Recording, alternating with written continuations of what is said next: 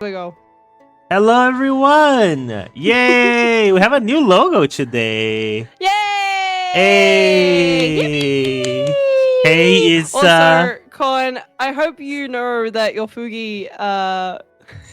Oh, I forgot to change my foot. 1 second. Arm.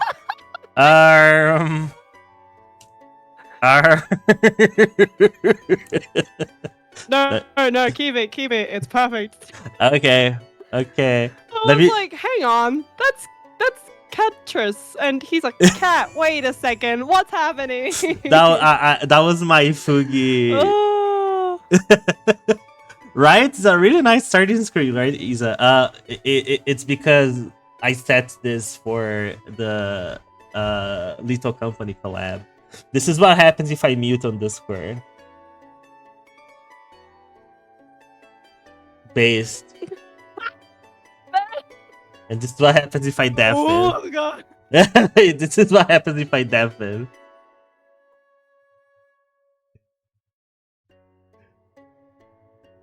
So just But yes, hello everybody. Hello everyone. Hello. Hi, welcome to snack time with yours truly, Macaron DM, and my lovely co-host and friend here, Cornelius Calgary. It's Hello. episode 11. Let's go. Let's go. God fucking damn it, Shion is graduating. My insider just told me that. Okay, I'm not gonna go into it. Well, I will later, but Hello everyone, it's a pleasure to meet you. We're starting the podcast now. Make yourself at home. Yar. Grab some popcorn, grab some nice headphones, I don't know, sit somewhere comfortably because it's going to be a long ride. I don't have to work for a couple of days because if you couldn't tell by the title, there's a cyclone in my area. Yay! There's a cyclone! Hi Mia, hi Isa. Welcome to the chat. Hi Mia.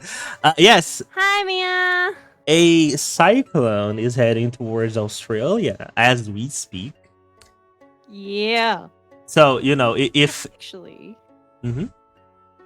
So, I don't think I actually told you this either. So, okay, there's actually 2 cyclones heading towards Australia right now as we speak. What? There's a second one? Yeah. Sorry, I forgot to mention there's a second one. So the one that's heading towards my city or my state is a category 3. The one that is on what is it, on the other side of the country, which is like Western Australia, it's a category 5. Mm-hmm. So we're talking what?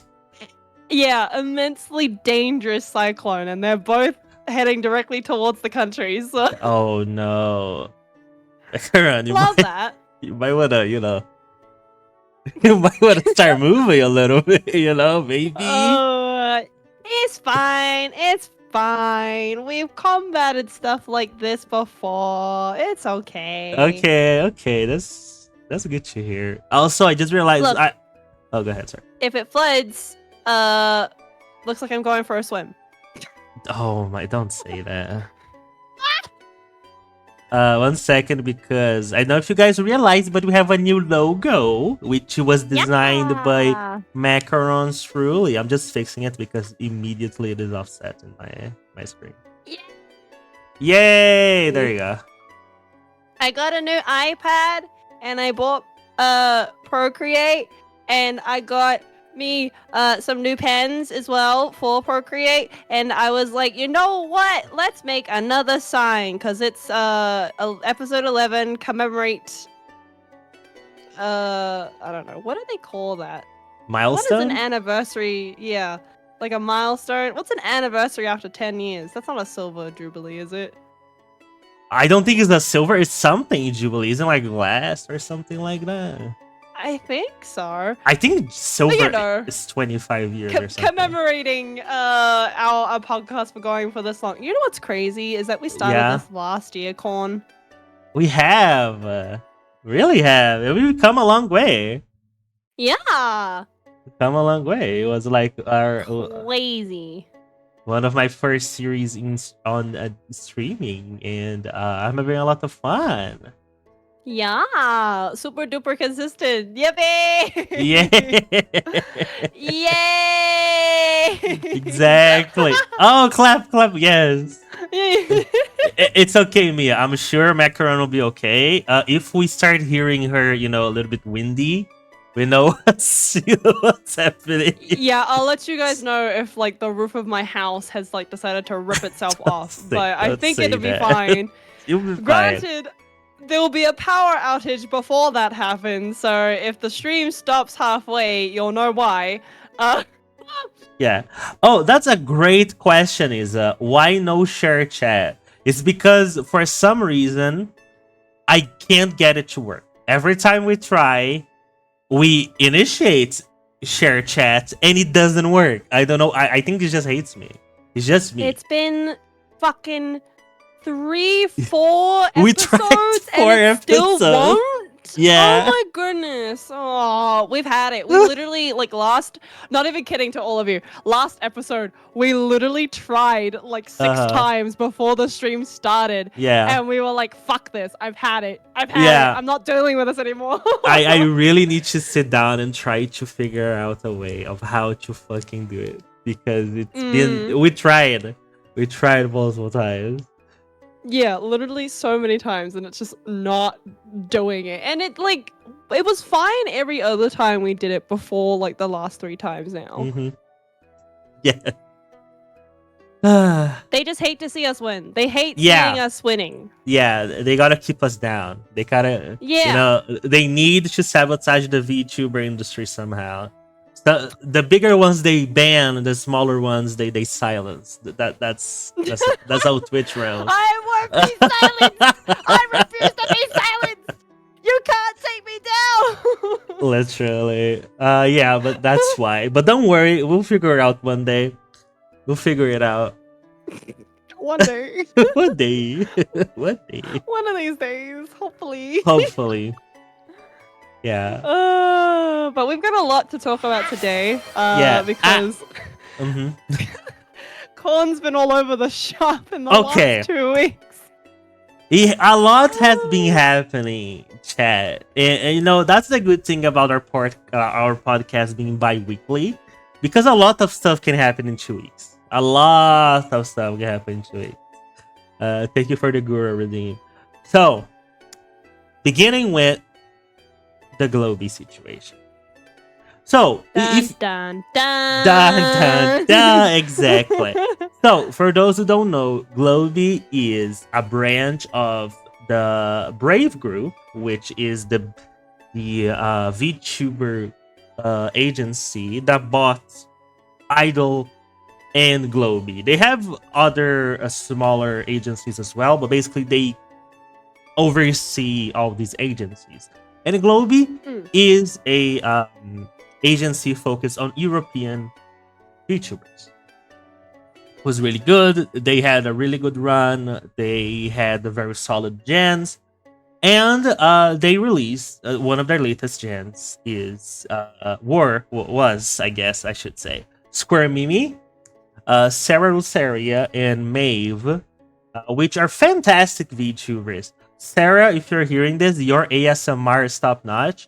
And I was following them. I was watching their stuff. If you guys are familiar with my Twitter, I interacted with Square Mimi very often because I really enjoyed her content. She's like this movie buff, and she's very interesting. I recommend you guys checking her out. Well, on her new account now, but I really like her. And then one day when I woke up, literally this happens in a span of 3 days, by the way. I woke up around 9 a.m. and I remember the time because I literally was looking at the clock when I see it. One day, I went to sleep. I like Square Mimi in the previous day shared a fan art that they made of her. Everything was fine. I went to sleep. I woke up around 9 a.m. And then I see an announcement from Globee. And the most nothing there announcement. Oh, hi, Hylian. Thank you for the hydrate. Let me take a sip. Also, hi, Hylian. Hi. So it was the most nothing, like zero information announcements of termination. Didn't even say it was at either a graduation or a termination because there was nothing on the announcement, just saying that Lilo and Square Mini were not part of the company anymore. That's basically what the announcement said. It didn't say if there was a termination or graduation, if they will have like a goodbye stream, what is the membership or merge situation, which usually even incompetent companies, Ninja Sanjay, adds on their graduation announcements, right? But not this time. Nuh-uh. Globy had nothing of that. And I literally, if you look at my Twitter, I literally just commented like minutes after it was posted, because he literally posted when I woke up. Like, what happened? This is not enough information. Give us something, right? And then on the comments of the company itself, I saw someone by the name of Hobo Barbie commenting, "What's happening? I did nothing wrong." And I was like, huh, that's a very particular that's a very particular choice of words. And you know, as I look into that account, it was Square Mimi's private account. And I was like, okay, so the talents themselves are saying that they had no idea what happened. And so this is actually pretty bad. So, you know, I waited a little bit. I was supposed to go work at the lab. I was supposed to like teach an undergrad internship, you know, how to do stuff. I literally messaged her and say, hey, can we do this after lunch? I am not free this morning. Oh my goodness. Holy, literally decided to postpone something all for this. Yes, because of a VTuber graduation. Yes, that's what. Yeah, well, not even graduation. That was a termination, which I didn't know it was a termination yet. But yeah, I did. I said like, hey, can we do this after lunch because I can this morning? And they're like, oh yeah, okay. I was like, okay, perfect. So I started doing my thing. I was, you know, lurking, seeing any kind of, you know, reaction to it. Then people, you know, because, you know, European time, people were starting waking up and people started reacting to it. And then Hobo Barbie started streaming on Twitch. And of course I joined because, you know, I was there. And it was actually fantastic. And I want to really give props to her for this because she opened the stream. She was distraught. She was crying. She was asking what was happening. Oh no! First, actually, let me. She didn't start streaming yet. She posted a Twitter Space, a recording of Twitter Space, and she was distraught, just crying, just asking what's happening. You know, she has no idea what happened, saying that they locked her out of all of her accounts. She couldn't access Twitch, not Twitch. Sorry, it's YouTube, Twitter. Any account that where she could communicate with people through Globy, through her character of Square Mimi, she was logged off. So and they changed the password so she couldn't access. And then after that, Twitter, it was actually very sad. She was distraught. And then she started streaming. And basically, hi Roderick, welcome to Rod. welcome to the podcast. We're talking about VTuber terminations. And I was like, okay, I already said to my undergrad student that I'm not going this morning, and she's about to stream, so I might as well just join in. And I was like one of the first people in there. And I just gonna say that I love this woman, like big props to her, because she started her stream using Square Mimi's model, like using the actual model that, you know, she's supposed should not have access anymore, but she still had. And she was streaming as Square Mimi, and she was really sad. She was crying, and then she explained what happened. So basically, what happened, and I didn't check what was the company's argument for terminating her and Lilo. Apparently, And don't quote me on that. I don't know if that's true, but I've read some Twitters, and apparently Lilu, on her lore, she had like ties to mafias. I don't know her lore. I never watched Lilu before. It was like another gen from Screamimi, so I didn't know. Apparently, her lore, she had mafias about it, and apparently the company asked her to change her lore because mafia, they are European. I don't know. It makes no fucking sense. But regardless, they asked for it. She didn't change. And Square Mimi defended her, saying that, if that's her lore, she doesn't want to change. Like, you guys shouldn't ask for her to change. And apparently, that was the thing that let them both to be, like, left in the dark. Apparently. I don't know if that's true. Don't quote me on that. But, yeah, apparently that's what happened. Because nothing else happened. That's what for me was saying. Yeah, she was very vocal about stuff that she was against, or like if the company did something. On her Twitter space where she was crying, she was saying, "Oh, this person delete our conversations on Discord. This person delete our conversation on Discord. I don't know why they banned me, and they might be coming for you too." It was like very like that. Like she was very desperate. Actually, it was like kind of very scary. So she was saying that because she doesn't know what happened, and the company themselves didn't say anything. Like they didn't say, because like when they terminate something, when a VTuber agency terminates something, they state on the announcement, "Oh, they broke our rules" or something. They did not say that. And Square even was saying, "Yeah, I'm wearing the model now because they broke contract. They broke their part of the contract, which states that if they want to terminate them, they had to give them a fair warning or notice beforehand." But that's literally not happened.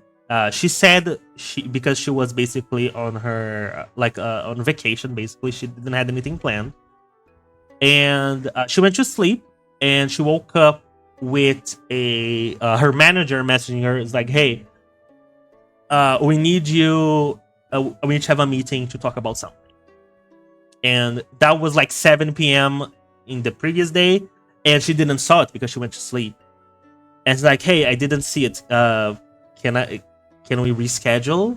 What's happening? Is there something happening?" And when she woke up, she had no access to her accounts anymore. So they didn't even got her into a meeting to formally terminate her. Oh yes. My goodness. Yes. It was horrible. So she was like, "Hey, they broke their contract because that's a clause in their contract. Therefore, the contract is void. Therefore, I'm using this model now." And basically, she was explaining that she debuted, I'm pretty sure, at the end of 2024, like around September, November. I don't remember the exact time.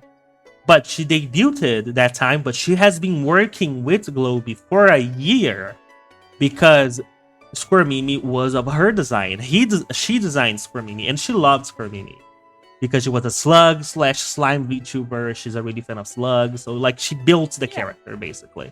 And now, technically she has no access to it because they banned her. That reminds me when I watched someone get fired right in front of me, and it was pretty dang awkward. Lamau. That's the thing, right? If even they had the balls to actually fire them, but no, they just like locked them out of their accounts.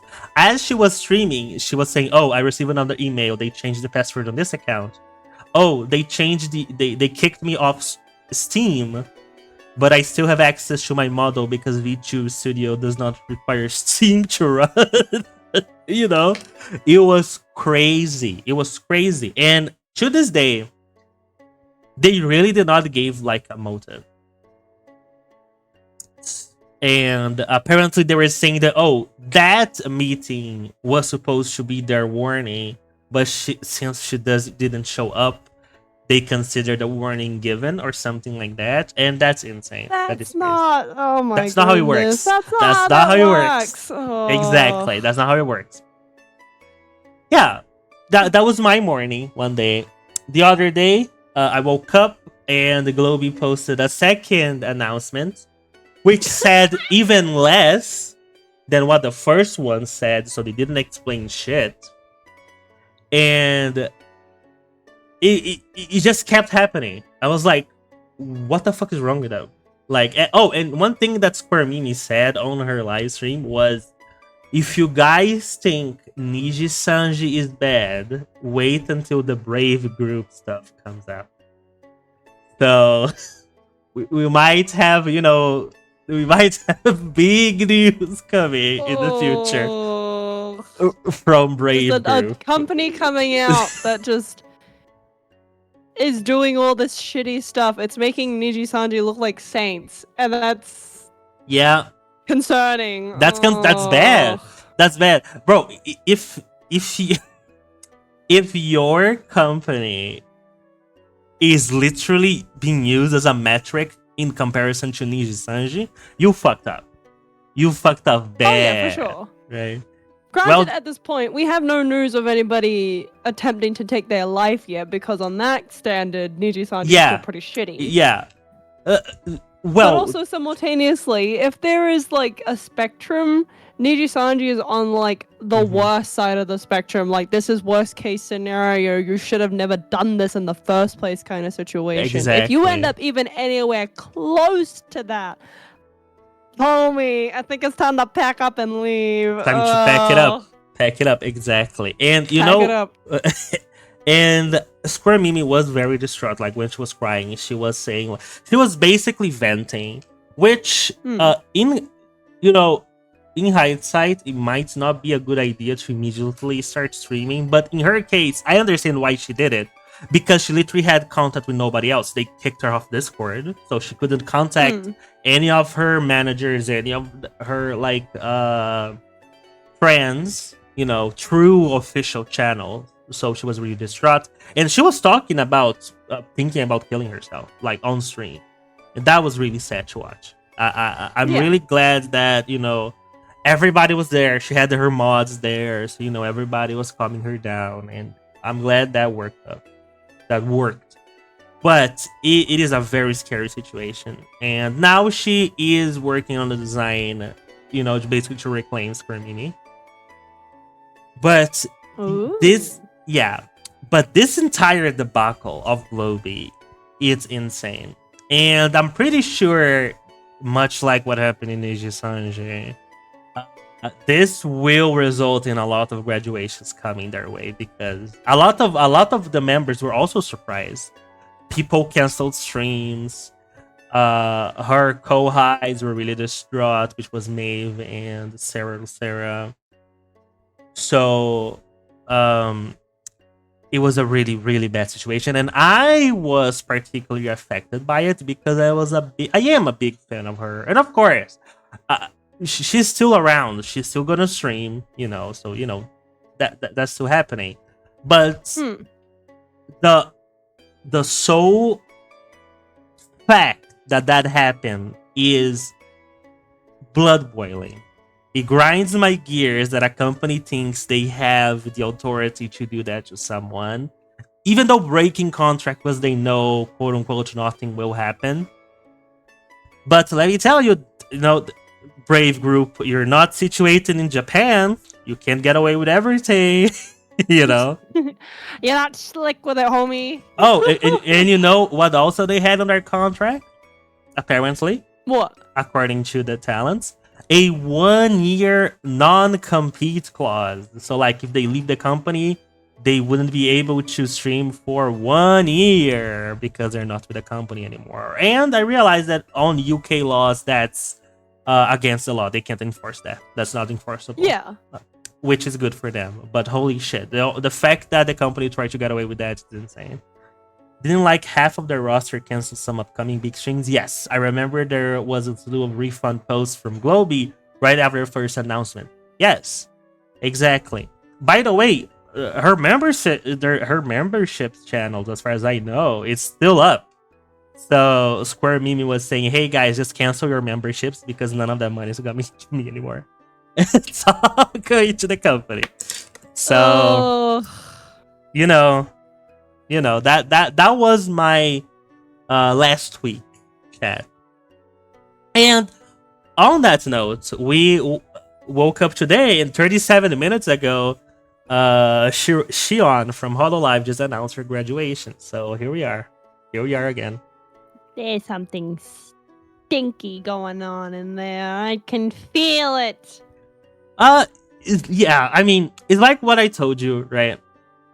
Because also they're realizing that they don't need the company like to keep their numbers and to keep growing. You know, Doki Birch, and that's a good thing. I'm really glad that people are realizing that the companies are not like the top anymore. You can be as big as a company VTuber without being on a company, and that's great.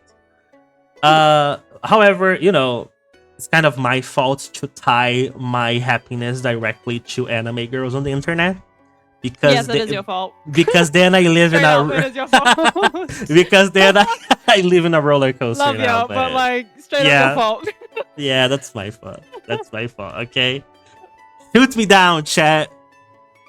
As your friend Korn, and as your outlet for all your outrages, it is your fault. It is fully my fault. It may have not been your best decision. Yeah, right. Yes, maybe not.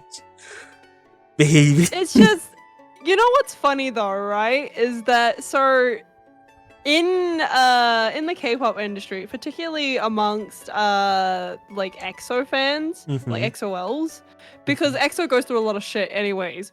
When this stuff happens, and it happens often, it gets to a point of where we call it like, it's just another day on Exoplanet.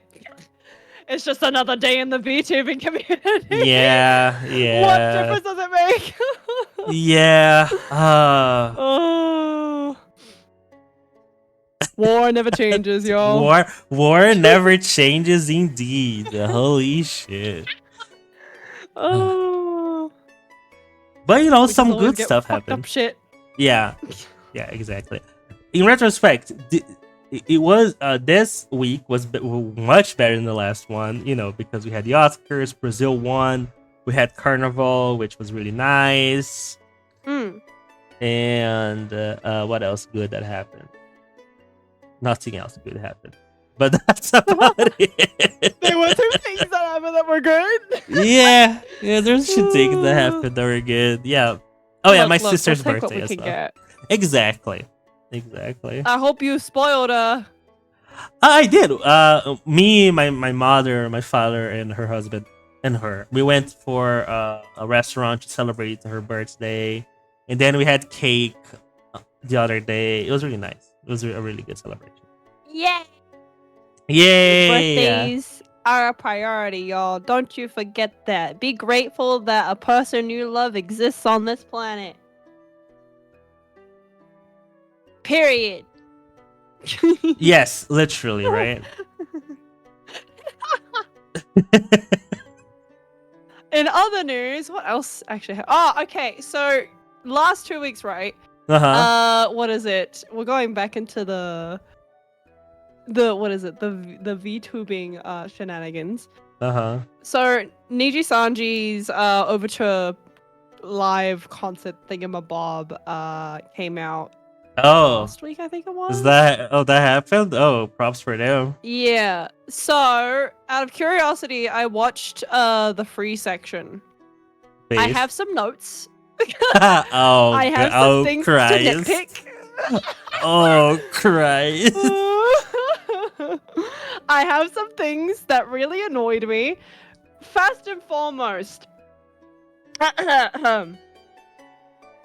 First up, Opening act. All over the place. Everybody has no idea what they're doing. There's a lot of hand gestures going on. Everybody's moving back and forth, and it feels like either one, when they were doing the 3D model shenanigans, they were either not in the room together, or they were in the room together, and everybody is just inconsistent with what the hell is going on stage. That bothered me so much, because from a standard at a concert, I'd expect you all to at least be somewhat collaborative in what is happening in the first act, okay? It is the opening act. You should be locked the fuck in. Why are you just jumping up and down, moving side to side, weird random hand movements. None of it is consistent enough, and you all are just doing your own little thing. This doesn't feel unionized enough. This feels very much like a last minute, we just got shot up on stage because we had to kind of situation. That really annoyed me. Mhm. Number 2, the solos were okay. They weren't bad, but they weren't great either. They weren't anything to, hype up about, if I'm completely honest. The introduction as well of everybody was really off-putting for some reason. Was it like a mixed concert, or that was only like the girls or only like the boys? Was like everyone? It was a mixed concert. Okay, Okay. so the members, get this right. So the members who were on stage are the Notorious 3, part of the black screen stream. Yeah, crazy, The Notorious right? 3. I wonder why they're there, huh? Okay. I know, right? Sunny, which makes a lot of sense. Ren also makes sense. Mari, Anna, once again making sense, but also Making controversial sense. pick. Yeah. I mean, Controversial pick. yeah. And who was the last one? No, that was it. It was just yeah. Oh, and Rosemi, which we love Rosemi. We love Rosemi. Pretty girl. She's doing her best out here. She was fine. She was slaying. She was doing her best. Mari's was fine as well. Her solo stages were really good. It was pretty much just reminiscent of her 3D debut, which makes sense because that's literally what it is. I feel, and this may either be a Japanese concert thing, which I'm pretty sure it's not, or it's just a VTubing thing, because once again we come full circle to the conversation of, if you're going to throw your talents out there like they're music artists, at least know a thing about the music industry. But whatever, or string don't them, listen yeah. to me. Oh, Jesus. Just, there is very much an obvious standing of who is on stage and knows what they're doing, and who has that kind of stage presence, and who's really worth seeing. And then other people who it's like, you're lacking in areas. I get that you're doing your best on stage, but in the sense of what people paid for to see you for, you have to make that value worth it. I see. Yeah, absolutely. Because for example, like we were talking about last time about the HoloFest tickets and whatnot. Once again, paying that amount for streaming it, real shit. Don't know why you would decide to do that. But anyways, I digress. But for the amount that you pay to go see a concert face-to-face in person, you have to make that price worth it to your audience. It has to be of that similar value. If it's not worth that, and if you're not going to put your best foot forward and give them the time of their life at this one concert, then literally whatever people paid for, it was definitely not worth it. And honestly, I didn't see the prices for it, but in hindsight of what everything was on stage, just for that free part alone, I will say I walked away from it very underwhelmed. Severely underwhelmed. I mean, especially because like Niji Sanji, like the first concert in what, 5 years or something like that? Yeah, something like that. It's been a while. Yeah, it's crazy. It's actually crazy. Because they have Niji Fest every single year. Last year, Niji Fest was like mostly, as far as I can remember, was mostly promoting the JP side of things. Of course, EN was there, but not a lot of promo was being pushed towards them because of the Selene incident. Yeah, I do remember that. Yeah, it was very much on the EN side, low key as fuck, because everybody was like, "Yo, we messed up so badly. Yeah, let's they're just hiding. pretend like nothing's happening. Let's just hide everyone." Yeah, let's just like not talk about this. Okay, whatever. Which, okay, sure, but like I said, for a concert, it's really underwhelming. It's Mhm. not anything particularly great to like talk about, and especially I think the thing that I nitpicked the most as well was the collaboration stage between Ren and Vox. I already have my opinions about Vox. Everybody knows my opinions about Vox. We know a lot about Yeah, everybody knows. We know. God But damn like it. putting all that shit aside and looking at it from a frontward perspective of this is someone who's performing on stage. Once again, very lackluster, very underwhelming. Most of the choreography that they said that they had worked on prior to the concert itself was also very underwhelming as well. I'm not Mhm. feeling pulled in. I'm not feeling like hyped enough for this. I don't think that this is really worth me getting up out of my seat and jumping up and down and having a good time with you, if I'm completely honest. And that's kind of sad, because if somebody told me that they spent $90 on this concert and they didn't stand up a single time, that's a problem. That's a problem. That's a problem.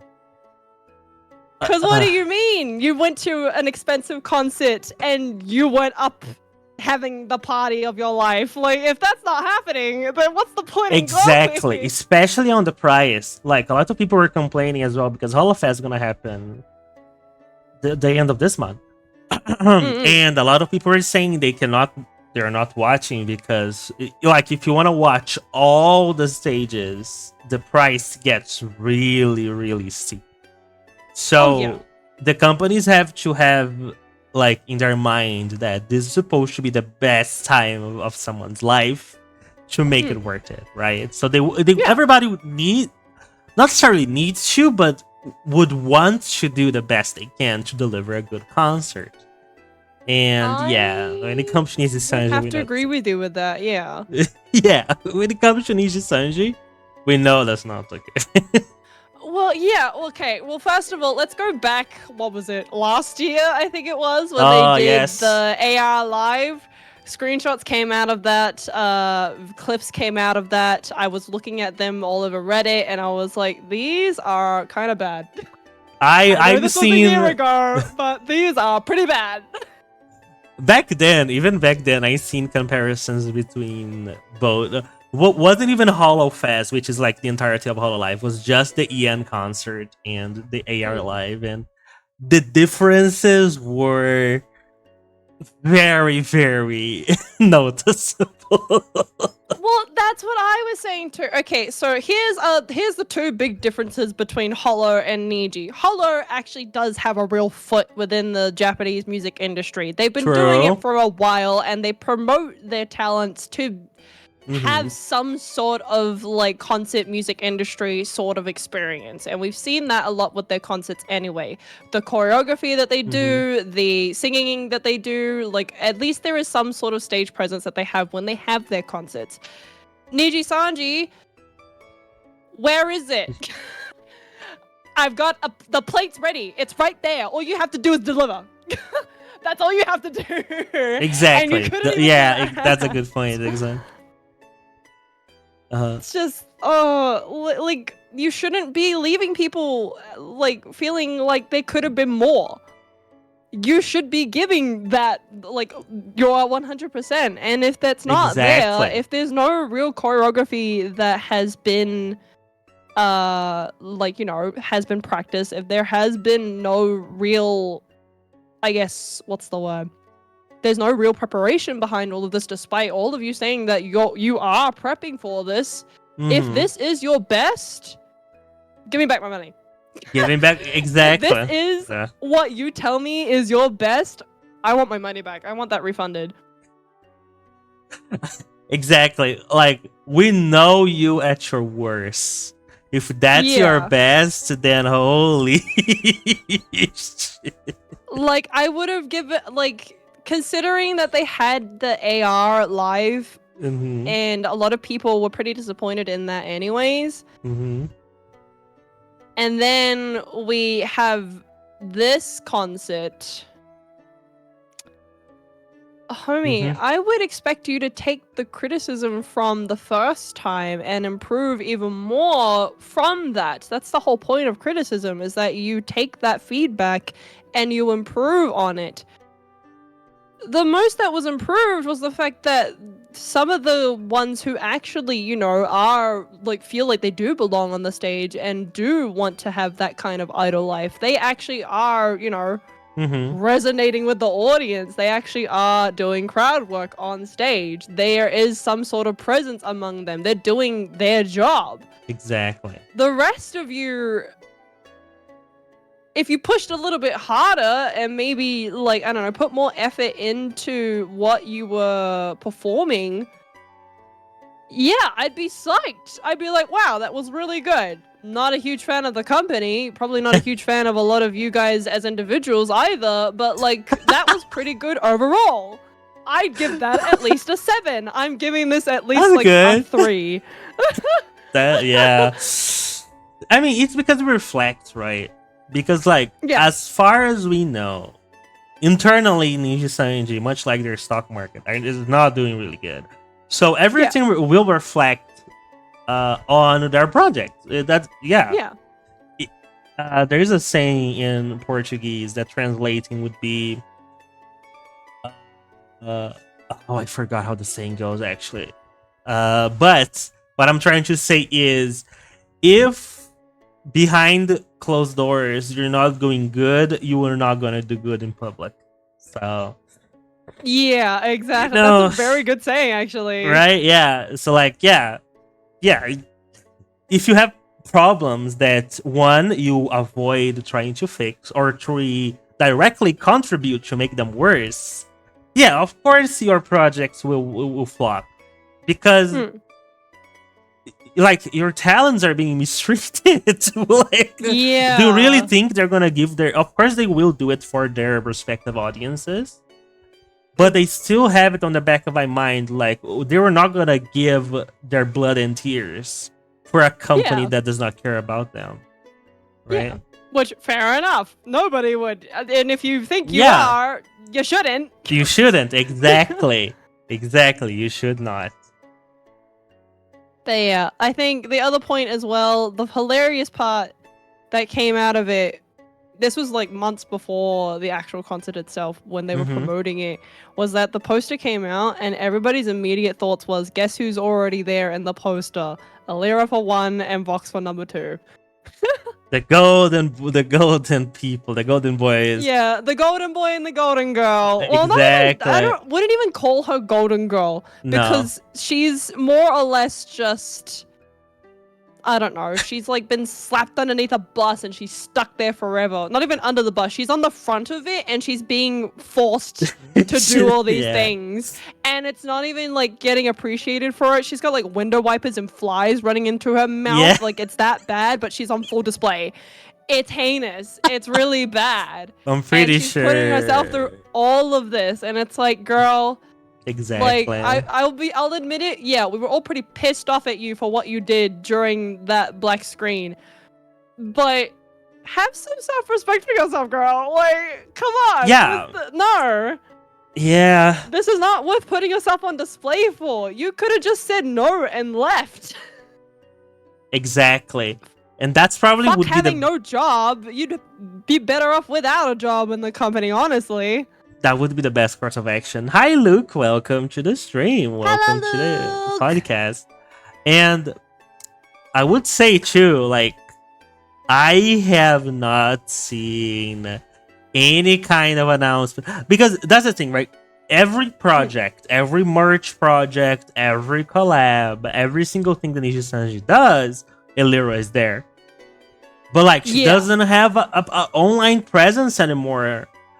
Understandably, but like, at least try, like, she knows, and like Vox, her, and Ike, they know that if they leave Ninja Sanji, they're not gonna have an audience anymore. They know that. Yeah.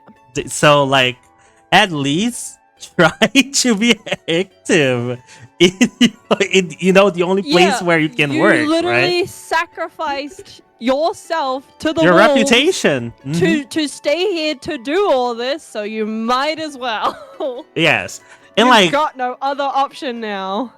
even if they were like, oh, the company forced them to do it, which I doubt. I think they did that from their own volition.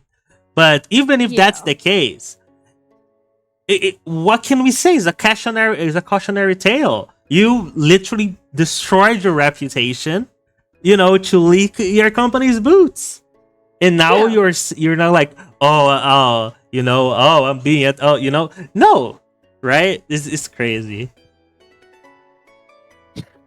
Exactly, Rod. I agree as well. Honestly, in my book, they got off the hook really well, because like what all they needed to do was stop streaming and stop posting, basically go into hiding for a little bit, and people are not going, people are not talking about them anymore. They got off the hook like very fairly okay, in my opinion. But yeah, I agree. Yes, it's a bit crazy.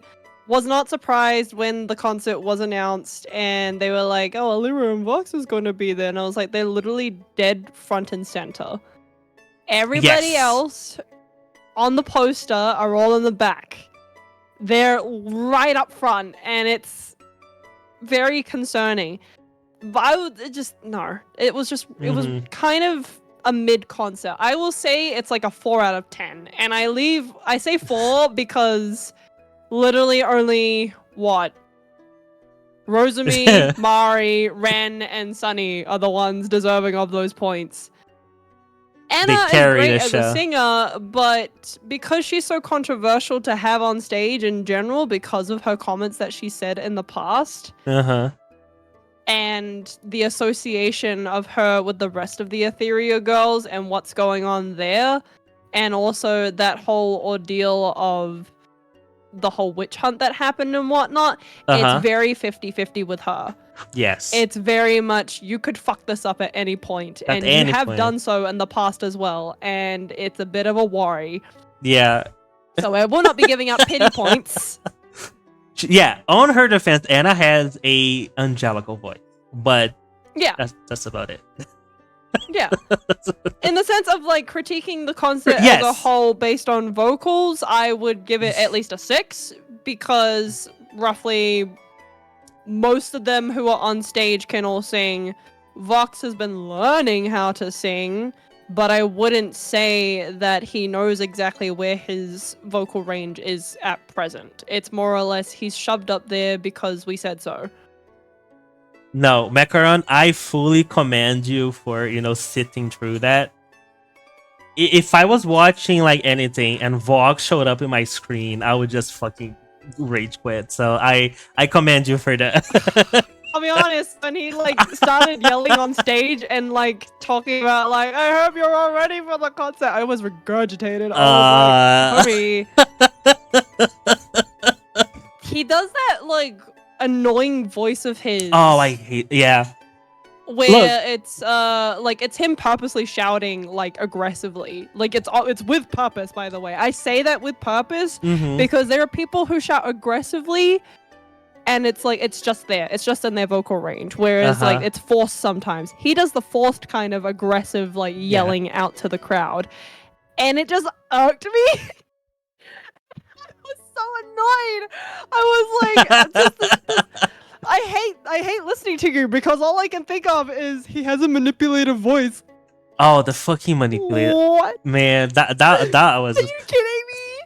Man, February 2023 was an event. That's like, crazy. We learned out here and telling me that you can tell when this man has a manipulative voice and you're just gonna let that slide? What?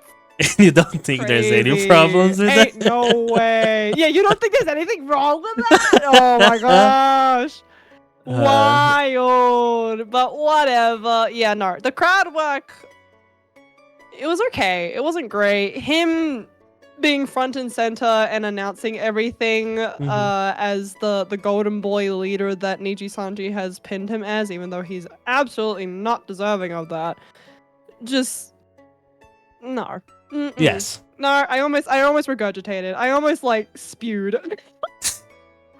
Yeah, no, I commend you for almost was sitting like, through that. Fuck this. I was literally like had to calm myself down when I saw like Sunny and Mari, because I was like, Aussie crew, love the Aussie crew. They're fine. They're perfectly Based. okay. There's been nothing controversial in their plays. Rosemi, I was like, oh my gosh, Flower Girl is on stage. Look at her go. It's Wozimi. I love Rosemi. I love Wozimi. And then like right next to Mari, when they were on stage was Vox, and I was like, ugh.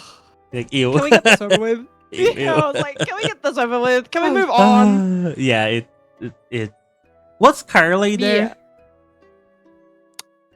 I don't. No, I don't think so. God damn, I love Scarlet Chiz. Scarlet is a really good streamer. Like, I think one of the most iconic streams that can come out from the VTuber industry would be a Scarlet Yonaguni and Nerissa Ravencroft collab. That would be like one of the best things the VTuber industry can make. Like, and when that's happening, because I really hope it does, it's like she could like break the internet. I feel just if there was more opportunity to allow more of them on stage and to get promoted and like to actually make it like a real full-on like Niji Fest concert with not just like a couple of members but like everybody on stage, that actually would have been worth the watch. Yes. But just you nitpicked and you chose a couple of them that personally I wouldn't pick to go on stage anyways, because just no. Yeah, exactly. They're not great for, like I said, when it comes to people performing on stage and being at a concert, you want your money being worthwhile. And for some people, like valuing your money and how much you spend and like what that's worth, like it's obviously always personal. But in the general sense of it all, if you're going to attend a concert, it should, there are concerts of where people should be doing a lot of crowd work. There should be a lot of stage presence on your part as well. There should be, something worth seeing. Otherwise, it turns into an incident, and I hate to drop this on everybody, but otherwise it turns into the same incident we had a couple years ago with Blackpink and their concerts. I'm just saying. Drama. That was, that whole drama was really, really bad. Because what do you mean there's like 3-4 concerts consecutively where most of the Blackpink members don't even look like they want to even be on stage, and people are questioning the price of their own tickets. Ooh. You don't want to ever allow a crowd of people to go online and ask themselves, like, I don't think this, like, do you think this concert is worth it? You should be able to go there and enjoy yourself. But if you're not feeling any enjoyment resonating off the stage, what's the point? Exactly. That's the point, right? Exactly. Oh, Rod has a question. Have Nisha and Hollow ever collided before? They have a couple of times. They have. It's pretty rare. And it happened a really weird time frame. Because for the most time, like the longest time, they didn't, because there was kind of a turf war going on with the audiences. So they chose not to do collabs, to avoid, people being shitty. But I believe they did a couple of times. But it was by the end of 2022. And then, 2023 happened. So, yeah, it did happen in a very specific pocket of time. And I think they also... 2022 was easy. It was and then easy. We got to here. Then and then 2023 happened. The long ago times, exactly. I think they also collab, like if there's like a third party collab, like a big event, sometimes they have Hololive and Nishi Sanji livers there. Like for example, there was the like a game event, like the Tekken event or like Marvel Rivals. I'm pretty sure the Tekken event there was Vivi Bright Shield when she was still with Ninja Sanji, and I think there were like Regis out there. I think Regis from Hollow Stars was on that thing as well. So Literally, that though, Mhm. such a tragic kind of outcome. Sorry, like just bumping into this like whole Yeah, hollow go thing ahead. and Niji thing.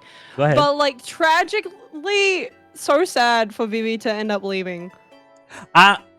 Okay. I think it's really sad that she left, Hmm. but in retrospect, she got in, to hang out with her Oshis, and her Oshis got Yeah. graduated before she debuted. So, Yeah, that was already tragic. that And was already then to be tragic. hopeful as well for Yeah. her to be allowed to do all these, like the NBA event that she really was excited to The do and then was NBA. told that she Oh, wasn't invited to. that broke my heart. The NBA. That broke my heart. When she's like, That's fucked up. yeah, like if you're going, and this is like my vision as an agency VTuber owner. If I own an agency and I'm going to collab with a big brand or like something that's really big, like for example One Piece, like Hololive did, Yeah. I would go through my roster of talent. If there's like spots for a lot of people, and I would try to gauge or gauge. I don't know how to speak in English, but like I'll try to gauge which talents would not only make sense with the collab, but also wants to participate in the collab, because I know for sure some people in that collab does not fucking care about basketball, Yeah, for sure. right? So why not swap them out with someone that do care about Gage's karate kid? Like, So the only reason why I understand who they chose is literally because Numbers. of branding and numbers. Yeah. Numbers and branding based on popularity and all that jazz, which yeah, sure, whatever, I get that. But also at the same time, if you once again, and that event did consist of a lot of people, if there's a lot of people who, don't want to be in there, just swap them out with the people who do want to be there. And also, it shouldn't matter about numbers. Your brand alone, as one of the biggest VTubing companies in Japan, should be enough for you to be able to promote yourself without having to rely on individual numbers of individual talents. Your brand is basically like what should be causing you to, have a successful collab. If any color brand is so shitty to the point of where you're relying on individual talents and their numbers to have a successful collab, that's a big problem. Yes. Because what the fuck do you mean the brand isn't doing well? It's your company. Yeah. Do a better job. Fix it. It's your job to fix it. It's literally your job to fix it. Oh. All I'm hearing is stupid, just people who just don't know what they're doing. It's like running management all over again in work. Oh my god. Exactly. And like, I'm not saying that when you go for the branding and the numbers, it doesn't work. Like for example, the Dodgers collaboration between Hololive and the Dodgers team, it was Gura, Pekora, and Suisei, which for the longest of time were like the top three in numbers in Hololive. Yeah. Back when Gura streamed more than once a semester, but that's another conversation. But it worked. It worked well. And out of the way that Gura now is basically a symbol for the Dodgers. Like, I know a lot of people saying, "Oh, my dad went to the Dodgers game with Hololive. They won that game." And my dad bought like a Gura shirt that he's always going to wear on Dodgers game because it brings luck now. Because every time, because they won the game, and it's working. That's how you work on a brand. Yeah. And I don't know actually what was the NBA thing. They're just gonna like wear shirts with the talents. What was going to happen there? I don't remember. I don't even remember. I just remember it was an NBA collab. They all had their own designated teams, which some of them, I'll admit, made sense, and then other ones based on color scheme, I was like, that makes no sense. Why would you pick that team for that? Whatever. Who cares? Oh, don't even What get do me I started know? on color scheme. I have the biggest pet peeve ever because every event from Hololive, Mume gets the light green, or I think the on Holofest is going to be orange for some fucking reason. I really think I don't know what's with Mume and Hololive about colors, that Mume never have a color Mm. that, of You course know- now. Yeah, go ahead, sir. I just my No, pet you peeve, keep going. sorry. You keep going. It's because light green basically became associated with Mume, so a lot of stuff that came after Holofest was painting her stuff with light green. Yeah, So because it's like a mint kind of green, isn't it? yeah, it's a light minty green, which make Yeah. a little bit of her design has that color. And I understand that, like Rod's saying, bog standard beige. It's hard to put that on a light pen on our mentor dies. I understand that's a hard color to work with. So that's why they went with light green for the majority of the time. Light blue, like it was, yeah, kind of like blue green type of combination. But now, on the next Holofest, instead of keeping the light green that was basically Mume's color, she's going to be like orange or something else, which has nothing to do with her design. No, that's my pet peeve. I'm sorry. Yeah. Okay, just make it brown, I guess. Just make it brown, you know? Yeah. Sorry. It's just No, because you're all good. That actually like does ick me too. It annoys me because it's like there are so many things you could do. Why are you not doing it? Yeah, it is annoying because it's only Mume, because every other Hololive talent has a definitive color that is on her design. So it's just to Mume, and that pisses me off.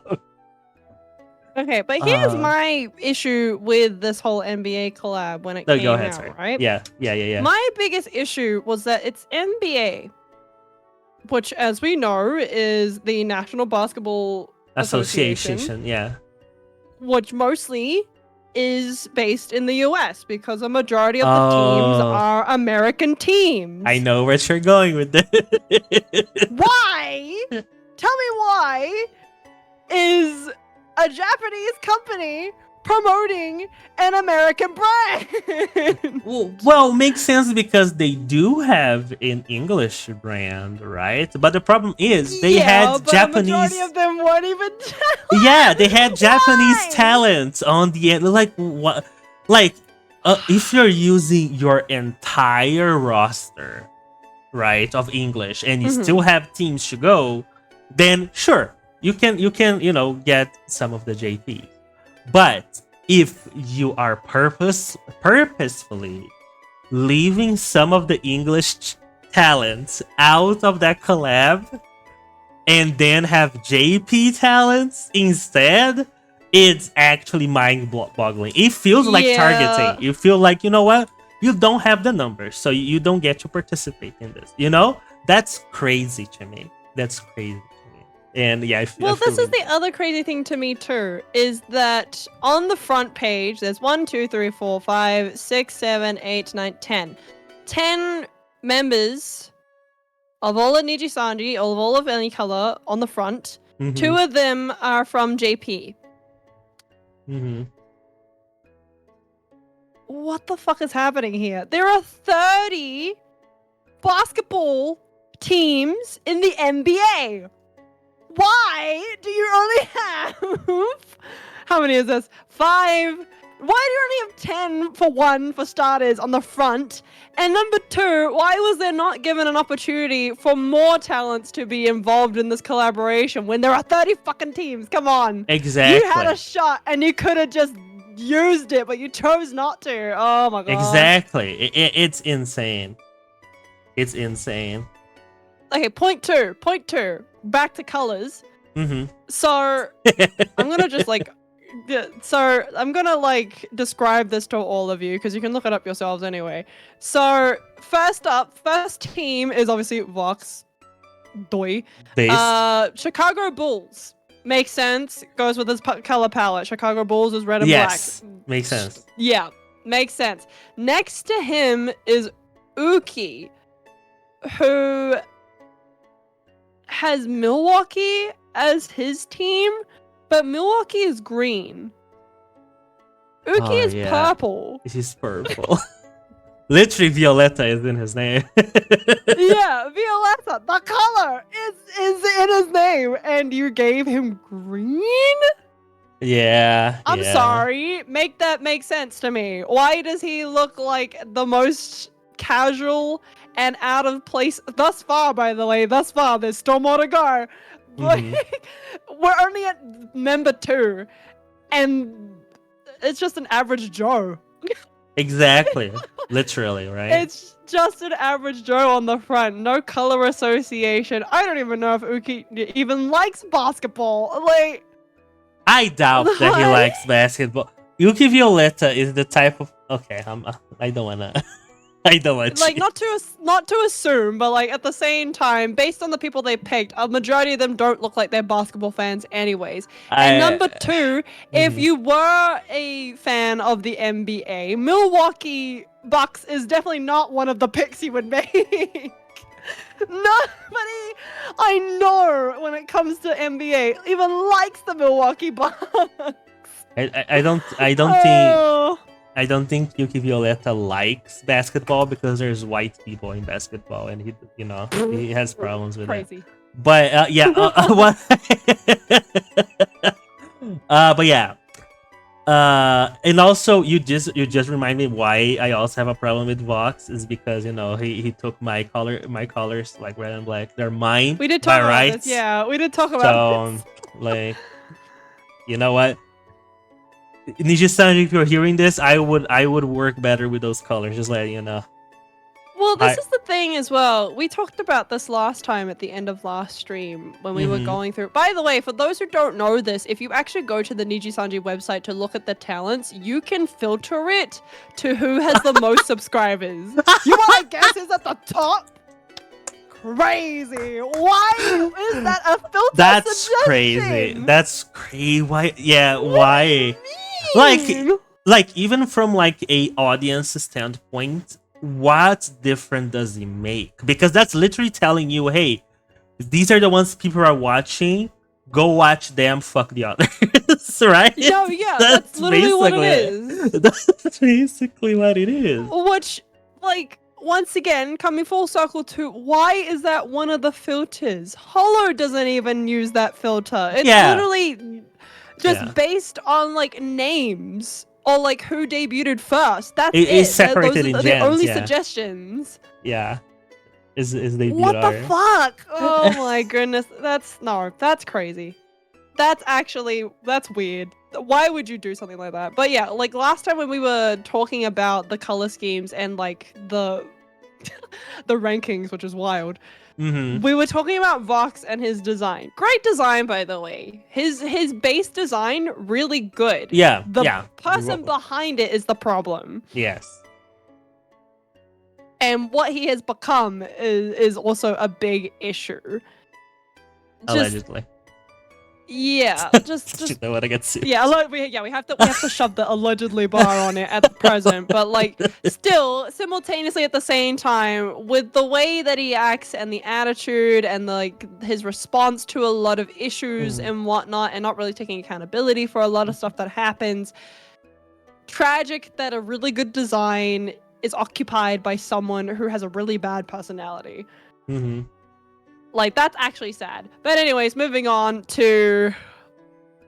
What is his name? He's from JP. He's part of the Chrono or whatever. Oh, Is that Kanai? Oda? Kunai? No, Kunai was a... Kanai, yeah, because Kunai was another YouTuber that graduated from... Yeah. Yeah. Has Detroit Pistons. By the way, his color scheme is mostly black and gray. He's wearing blue and red. Blue, red, and white. Look, He's wearing Patriot colors. Red, white, and blue. America Yeah, mentioned. America. Yeah, America. America. mentioned. Oh my god, that's so funny. That's so funny. Why? Oh. The more we talk about this, the more I laugh because it's just funny. Okay, moving on. Granted, the way his outfit is not too bad. Like, not a bad design, but once again, not really like the colors that go with his scheme. And also, any color's whole shtick is that everybody has like an individual color associated with them. Mm-hmm. Exactly. Why did you not pick? What? Who decided this? Yeah. To be honest, Ninja Sanji. This is a great idea.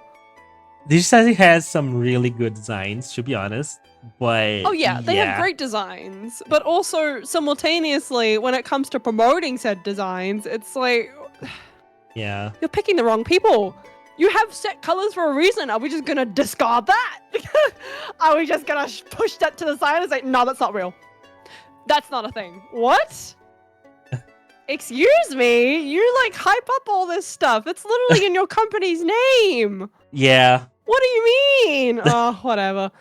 Anyways, moving on to, I can't even remember who this is, but he's like got white hair and he's got like a purple streak going through it. His billboard when me and my sister were in Yokohama was everywhere.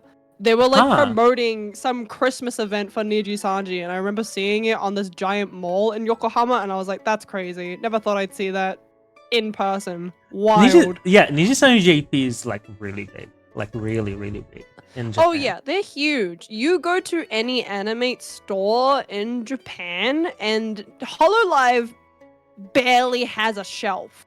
There's like barely a section for Hololive. You know who does have a giant section? Niji Sanji. That's crazy. And that's wild. That's crazy. Actually crazy.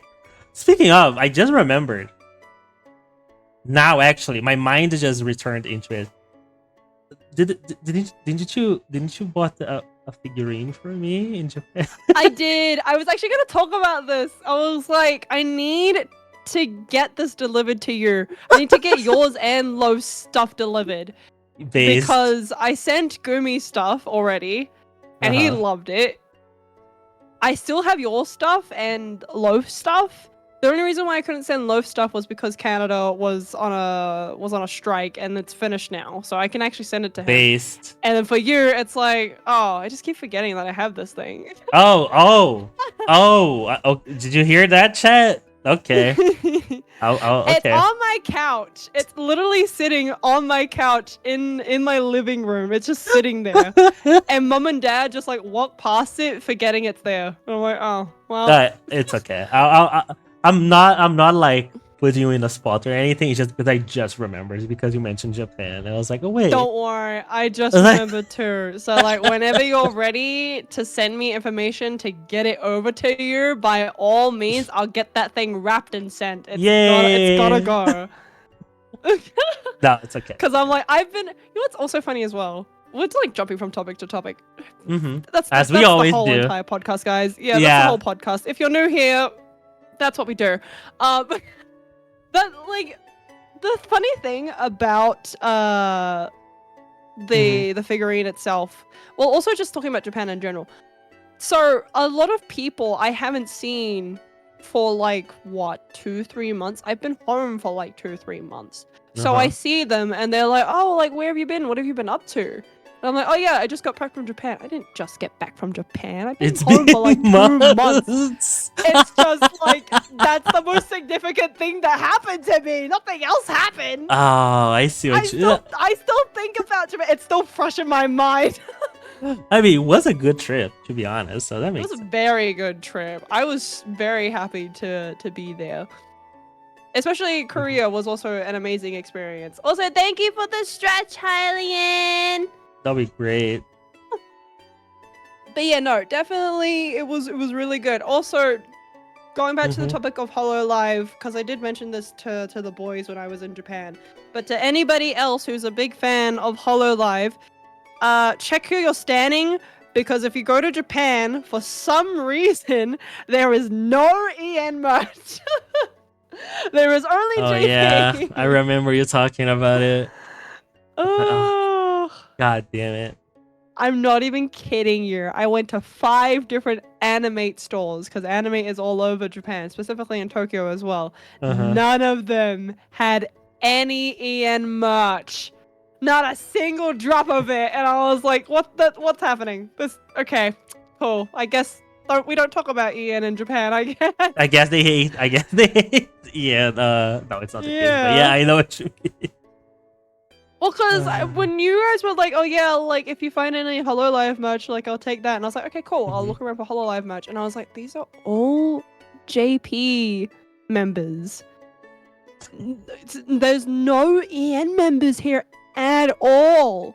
And I was like, I could get Suze, but like, Sume, but I was like, I don't know if like, if you both want that, if you both want to have Sume. I mean, By the way, the reason why as well for everybody context, I was looking around because Colin is a fan of Hololive as well as Gumi is a little bit of a fan of Hololive as well. Like he's more casual about it than Colin, but I'm a diehard fan of HoloLens. yeah, there's a big difference between the diehard and the casual, and one is the diehard. Who honestly, now I think about it, I could have just grabbed you anything and you would have been satisfied. I would, honestly, I would. Like every time I meet Gumi, I'll be like, "Hey Gumi, name me the 68 HoloLive VTubers right now. All of them, name them right now." Trivia him? He'd No, I don't. He'd actually break. Don't break it. I still need him. Like I really want to do you know when people were doing the trend of like, oh, name 100 women. For me, oh, I remember that. Yeah. Remember that? For me, it's like name 30 women because I know 68 from the top of my head. That's crazy. That's wild. I just need to go, gen by gen, and all of them have like 5 or 4. Like, I can make this work. At the top of my head, just thinking about it now, I could probably name. Probably aside from my sisters and my mother and my grandmother, I could probably name about like maybe 17 other women. Really? That's like the top of my head, by the way. That's just a general number. If I were to actually start saying names, it'd probably be a little bit more than that. Yeah, that's right. Yeah, but like just from the top of my head, from what I'm thinking right now, like for example, Girls' Generation, there's 9 members in there. I can name all 9 members. Red Velvet, 5 members. I can name all of them. There you go. Who else is there? There's Hyuna, who we don't really talk about anymore because she's a bit of a problem. Don't talk about her anymore. She married a guy who was in association with the Burning Sun. Story for another time, but what? It's not very good. Yeah. The Burning Sun from World War II? No. The Burning Sun, as in the club. The club that was participating in human trafficking in Korea. Oh, I heard about that too. Oh, yeah. I confused the Morning Sun with the Burning Sun. Okay, sorry. But yeah, he was involved with that shit, and she married him. So, yeah. That's very interesting. Yeah, she wasn't like really upset about it either. She was like it's love, like what we have, and I was like, girlie, it's not love. Literally, the dude who you are married to is like associated with all these crimes, with sexually assaulting a bunch of women, and pornographic videos being sent in between all these group chats. But okay, I guess we're just gonna pretend like he didn't do any of that. But whatever. That's sad. Yeah, support who you want to support, I guess. I could probably name like a couple of members from Niji and maybe Hollow, like Mume, for example. Based Based. Sume. Who is Sume? There's no Sume in Hololive. Am I getting your name wrong? I think it's Suisei. Suisei. Suisei. There you go. It is Suisei. Yeah. Who's a You Sume? said a couple of times. I was like, there's nobody named that in Hololive. Okay. Hololive geek. Whatever. Okay, I'm a little bit of a nerd, chat. No, to be honest, I think I would struggle with like the JP names because I know them.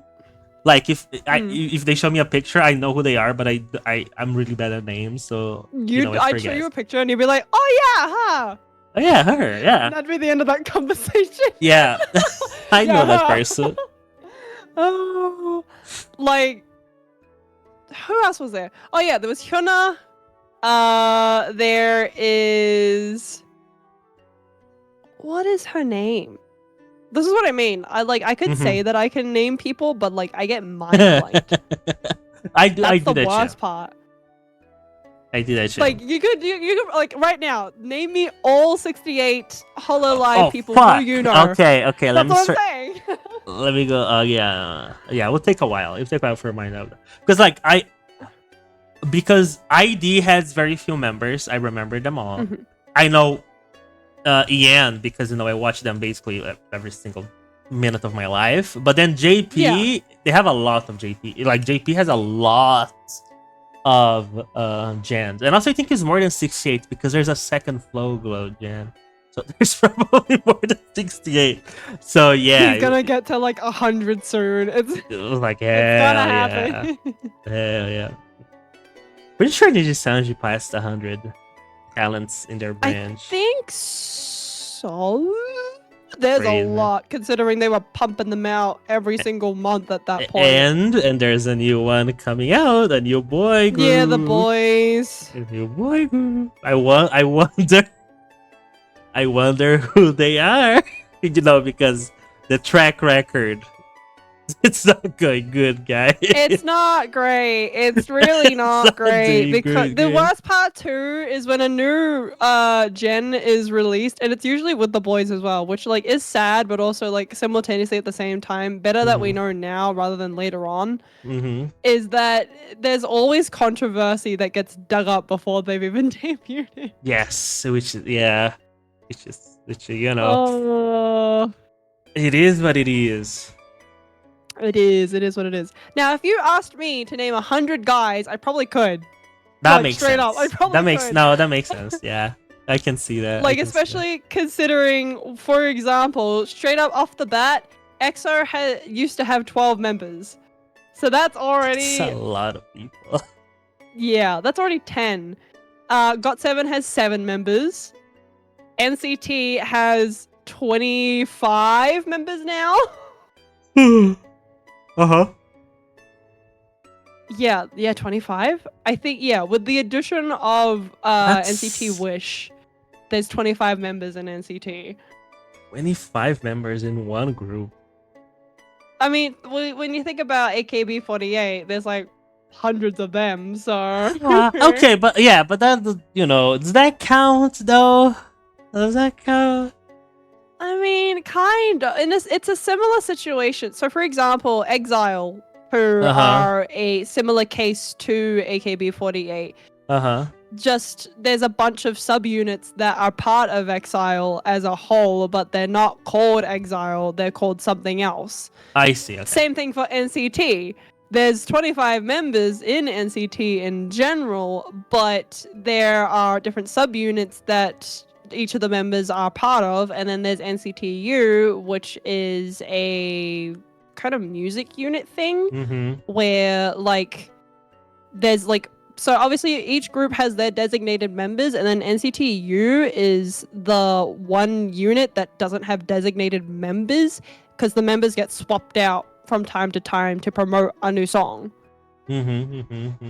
which is really interesting, honestly, in my opinion.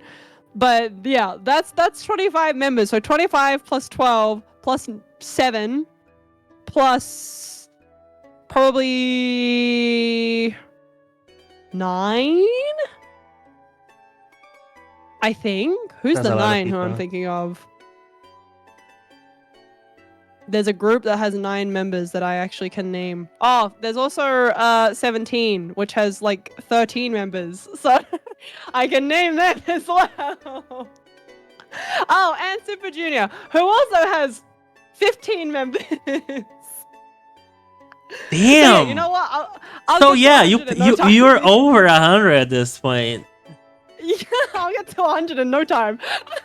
Also, I just want to let you guys know that there is an attempt to scam me live on my Twitter right now. Do you know the one scam that was going around Twitter?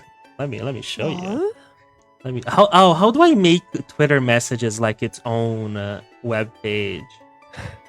How do I do that? Is there a way to do that? I'm reposting this. Rod, if you're still here, thank you for this.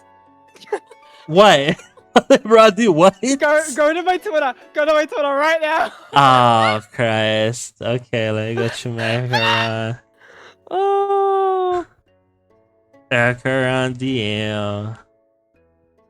Is Rod outing me?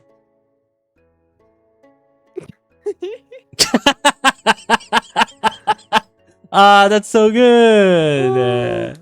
Look, if I get slack for this, that's fine. That's completely fine. I don't care. That's hilarious. Because honestly, that means that I can have a genuine conversation with people as to how to improve these concepts. True. Because there needs to be a lot of improvement on Niju's side. And I'm fine with having that conversation. And you would know that. Yeah. Yeah.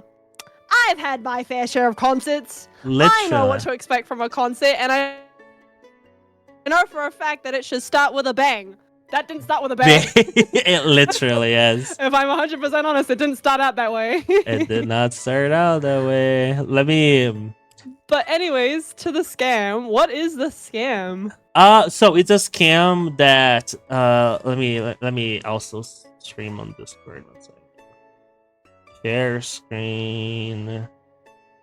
And I don't know if you guys will be able to see it because it's like the messages.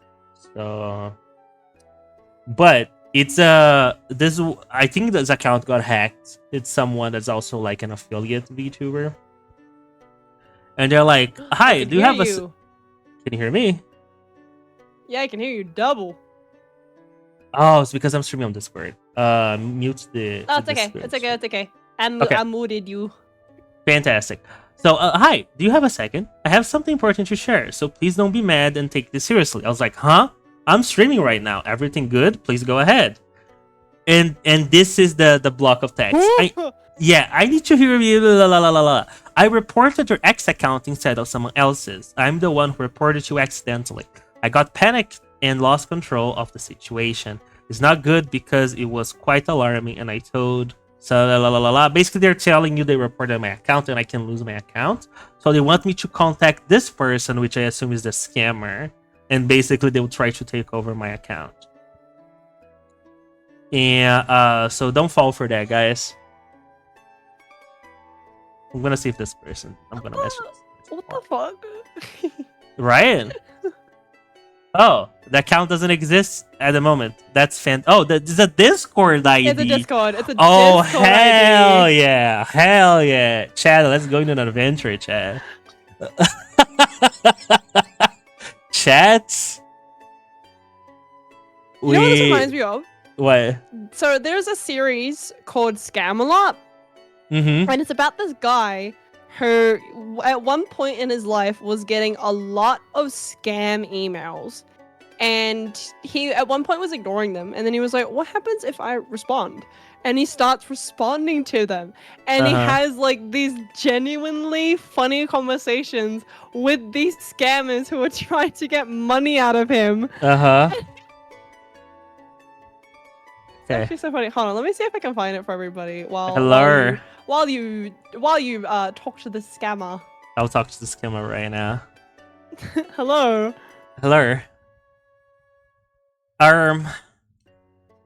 Apparently, sorry, chat. This is the entire podcast now. Sorry. Yeah, sorry. It's gonna be. Yeah. No, we could talk about something else. But we were talking to the scammer. Apparently, someone reported my X account. Can you help? And I'll do the 2 fingers. Bam. Bam. There you go. This is a very authentic Maxit. You guys received that? That means business. It's actually so funny. Oh, can you help me, please? Can you help me, please? I'm gonna type it down, please. Please. Oh, that's actually so funny. I Homie's think gonna be like, who the fuck is this? who the fuck is this? Rod Trend. I think this is an AI generated image as well. I think. Senior protection custody at X. I see. Cybersecurity professional with a passion for problem solving and leadership. This is the face of business chat. Oh, speaking of scamming, right? Yeah. So you know how when it comes to like art commissions, and whatnot. Yeah, I got one yesterday. Yes. So I don't know if you saw my tweet, but I had tweeted out, well, had quoted a tweet about there's a manga out there called Veil, and I love the art style for it. It's like beautiful, and I had said to Gumi that I wanted fan art of him and I like inspired by it. And he was like, yeah, go for it. And I found it again on my feed, and I was like, I'm gonna post about it. And then I did, and you want to know what the funniest thing is? What? Immediately flooding into the comments and into my likes and even onto my DMs and on Discord, a bunch of scam artists coming in telling me to DM them so that they could be the ones to do the commission. And I was like, that's crazy. No. If you use the word commission, it's over. No, literally it is, because it ends up digging out a lot of people who are like that. Maybe some of them are real, but maybe like a very good portion of them, because I went through their accounts, were like obviously like scam accounts, and I was like, no. Like I think, I don't know. Maybe you mean well in another universe, but like right now, I'm not buying. Sorry. Yeah. Oh, he responded! He responded! He did! Let me show on screen. Oop. Greetings. This is support. Oh, I love this here. Watch out for stolen accounts. Unexpected ask with unusual urgency may be a sign of stolen accounts. Stay vigilant. So, probably his account got flagged already. Kindly provide. Yeah. Kindly provide the request number. Sure. And also I'm getting scam called. Holy fucking, what the fuck is happening? Okay. Scam call? Yeah, somebody. You know when a number calls your number and like a red thing says, oh, this is probably a scam. My cell phone has that. Yeah, I just got called. Okay, let me see if the guy provided any kind of thing or What's the request number? Okay, let me.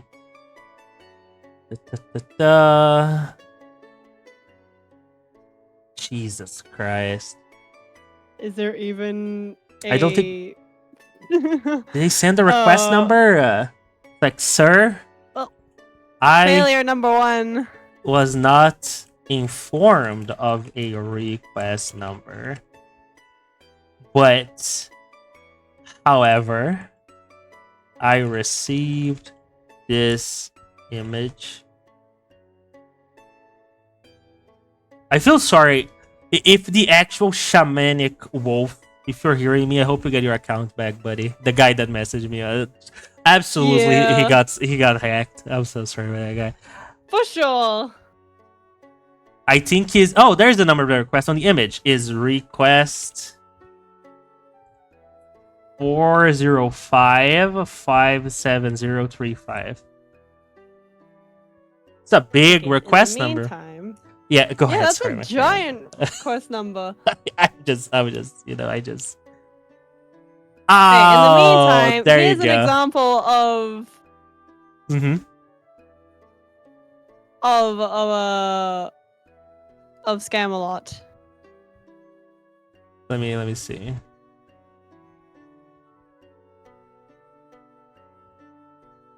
Oh, are you showing on your oh, you're showing on your stream, okay. Yeah. Let me pull that out. Let me pull that out. So I knew I was in safe hands. I said, how much is it worth? He said, we will start with a smaller quantity. I was like, ah. And then he said, of 25 kilograms, the worth should be about $2.5 million. I said, look, Solomon, if we're going to do it, let's go big. I can handle it. How much gold do you have? He said, it's not a matter of how much gold I have. What matters is your capability of handling. We could start with 50 kilograms as a trial shipment. I said 50 kilograms? There's no point in doing this at all unless we're shipping at least a metric ton.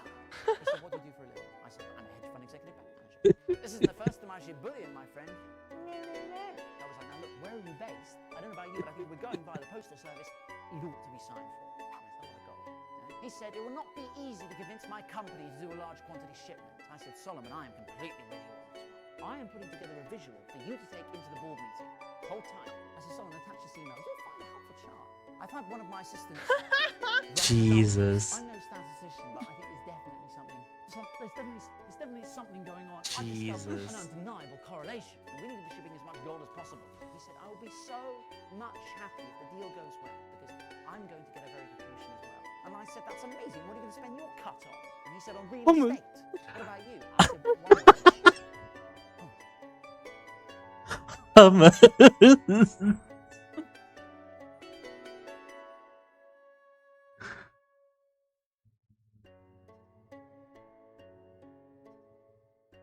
said, tomorrow, have sweet drink. I said, bonsoir, my golden nugget. Bonsoir. He said, Solomon, I'm concerned about security. When we email each other, we need to use a code. And he agreed.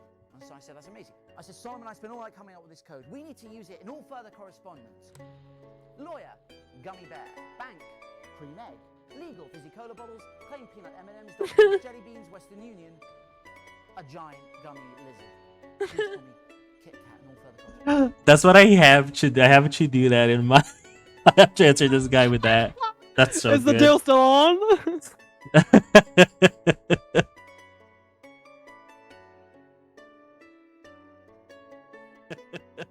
followed is the greatest email I've ever received. The business is on, and I'm trying to raise the balance for the gummy bear so he can submit all the needed fizzy cola bottle jelly beans to the cream egg for the peanut M&Ms process to start. Send £1,500 via a giant gummy. I used to watch them all the time, Uh-huh. and it was just the funniest thing ever because I was like, this is actually so fun. Just, you know, getting back at scammers. There's a lot of like scam like content on YouTube. Like Kid Boedaga. I think that's how you pronounce his name.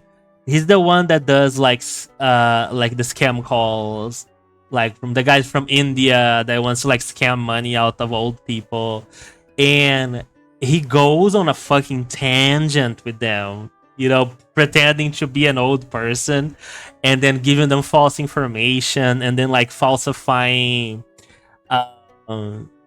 documents, and like sometimes inviting people to pretend to be like bank clerks or credit card clerks. It's so funny. It's so funny. It's actually so good. I live for it. It's the funnest thing ever. Mm-hmm. Because like there are some scams that you get. Like the other day, I checked my my spam emails. There was a lot in there, and one of them I found was someone who was telling me that they had my address and that they were going to send a bomb to me if I didn't give them like $1.2 million or whatever. And I was like, I checked it, right? And I was like, oh, this was said like 2 months ago. Oh well. Aww. Because I was like, I don't check my spam. I only check my spam if I need to find something in there. And my emails obviously immediately recognize when there is like spam email coming in, and it just won't put it in my main stuff. So when it comes through, I don't know when it comes through. Mm-hmm. It's just sitting in there for ages until I'm looking for an email that actually I need that is in my spam email. And then it's like, oh, I got a spam. I got like something like really weird, and then I read through it and I was like, oh, this was like months ago. Oh well. Like I was talking to a scam artist as well. I don't know if they're scam artists, but they are a bot on Discord. They DM'd me and Yeah. be like, "Hey, what did they say? I don't, did I delete their message? I didn't. They started a conversation with. They waved at me in September 2024. Didn't respond. But yesterday they sent a friend request, and I checked their messages, and I said hello. And they're like, "Hey, how are you?" I was like, "Oh, good. How about you?" And they were like, "I just wonder if you consider me as your friend." And I was like, "Have we interacted No? before?" Yeah, literally. Have we interacted before? And they're like, "I don't know, maybe not yet, but if you want, we will make some memories together." I was like, "What?" And No. this is No thanks. let me show you. Let me show you what I answered. Let me show you, chat. I need to open this on my browser. What? If you're no, we're not buddy. Last time you messaged me was in September of 2024, and I didn't respond. Yeah, and they're literally like just in a scam artist, right? So let me show chat. What, and I will send you the picture. This is what I sent them. That's so typical of you. Right? Let me show so chat. typical of you. Oh my gosh. And I was I'm like, not even surprised. I was like, Lemao, fuck it. You know what? Sure. Yeah, let's make memories That's together. so you. Oh my goodness. Every single time. I love it. I love it so Sure, much. why not? I want more friends. Literally, right? And Oh. this is what I'm gonna send the guy on Discord. The X username Cream Egg 42069. Full name Creamster Eggstein. Age 31. Gender male. Phone optional. Nope. Country of origin Argentina, because fuck Argentina. There you go. You don't have to worry as well. Everything here is encrypted and safe. X will be held liable and responsible for any This reports feels like it's of a damages. bot. It is probably a bot. It's 100% a bot. But there's I no way it's wonder. not. There's no way it's not a bot. I wonder if I can break their directives and just reset them into just being Chat GPT or something. I wish if I could do that. Oh. So It chat. reminds me of the time that I got a call from somebody who claimed that they were Telstra, who was like the major internet service here in Australia. They called me when I was at work. That's. And I was like, what? And they, by the way, called me on my work on the work phone as well, which was in my office. So like it was a landline call, and I like picked it up, and they were like trying to tell me about an internet bill that I hadn't paid. And I was like, wait a second, I don't have internet. I don't pay for the internet at work. This is a giant corporate. I'm not in charge of it. And he was like trying to fumble his way through. I could hear like papers like flipping back and forth, like there was a script in front of him. And I was like, no, I'm okay. Thank you for wasting my time. I'm just gonna hang up. And literally, it is literally like that. It's insane, actually. Cause it's so strange as well when it happens. As well, I feel like we're getting to that age where people think we're old enough to like fall for scam calls and whatnot. Particularly you, because you're older than me, but also at the same time, it's like I'm not stupid. Okay, Max. Sorry, Loki calling you old, but you are. I am. I know I am. I'm not that old. Okay. I'm 29. Sometimes I forget that you had your birthday, so I'm like, no, he's still 28. No, I'm not. He's still 28. Nope. And you're gonna see, Chad, the moment I turn 30 next year, my back is gonna break or something like that's gonna happen. You're gonna tell me like I went to my chiropractor today. Yeah. Oh. I I'll get think like a message from him before a podcast, and he'll be like, I'm stuck at like an appointment today. I broke my Why? What'd you hip. do? I broke my hip. I broke my hip. That's so funny. Oh. Hey, if it helps you, if you do break something before you hit 30, Sophie can, you know, I don't know, be like a guide dog or something. Yeah, a service dog? Hell Service yeah. dog, yeah. I'll train Soph. I'm telling you right now, Chad, Sophie would not be a good service dog. Like, I remember when a bat entered like my apartment and Sophie was trembling. She ran because like I said, you know, it's like go get it, girl. And she started trembling and ran to the kitchen. Just like, no, I'm not dealing with it. Not my suckers, not my monkeys. Yeah, literally. She's like, you know what? I'm not like there's somebody that moved upstairs, like in the apartment above mine.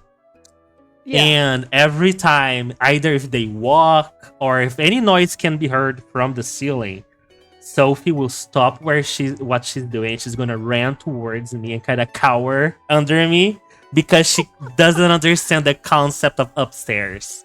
So she would just be afraid of the noises in her head. She's kind of cowering, like trembling. He's She so always, cute. she is. She's really cute. She's really cute, Chad. She's just an old girl, okay? Like the older you get, the harder it is to be able to tolerate certain noises. No, that's true for real. For real. Like I'm sure you're experiencing it currently, so Exactly. Exactly. I'm like, oh damn. Yeah, but like I walk with her like almost every day. Is usually like every 2 days I take her on a walk. And because she's old, she doesn't have the stamina anymore. So it's really funny because like I take one lap around like the block and she's like panting. She's like she's dying. Yeah, as if she ran a marathon. Oh, poor thing. She's just really, really, really old, poor thing. Can we just go home? Can you just go home already? It's like, yeah, sure. So yeah, I usually just walk like one lap, and then I leave her home, and then I go actually jog a little bit because you know, exercising is good, chat, from time to time. At least you exercise. Yeah, everyone should. By the No. way, okay, I choose not to. okay, man, that's fair. Okay, granted. Okay, so I don't know if I've told you this or even told anybody this. So Gumi and I, of course, so he has plans to come in October. And every Base? single time we talk about it, he's always like, you know what? I'm going to make you go to the gym. And I'm like, fuck that. I don't want to go to the gym. And he's like, but we should go to the gym together. And I was like, I don't want to go to the gym. The gym environment is scary, for one. And number two, I don't want to be doing like press ups or whatever. I just want to be by myself and like move on my own. That's fair. That's fair. I just wanna dance. I want to boogie. That is fair. I mean, exercising in general can be really frustrating.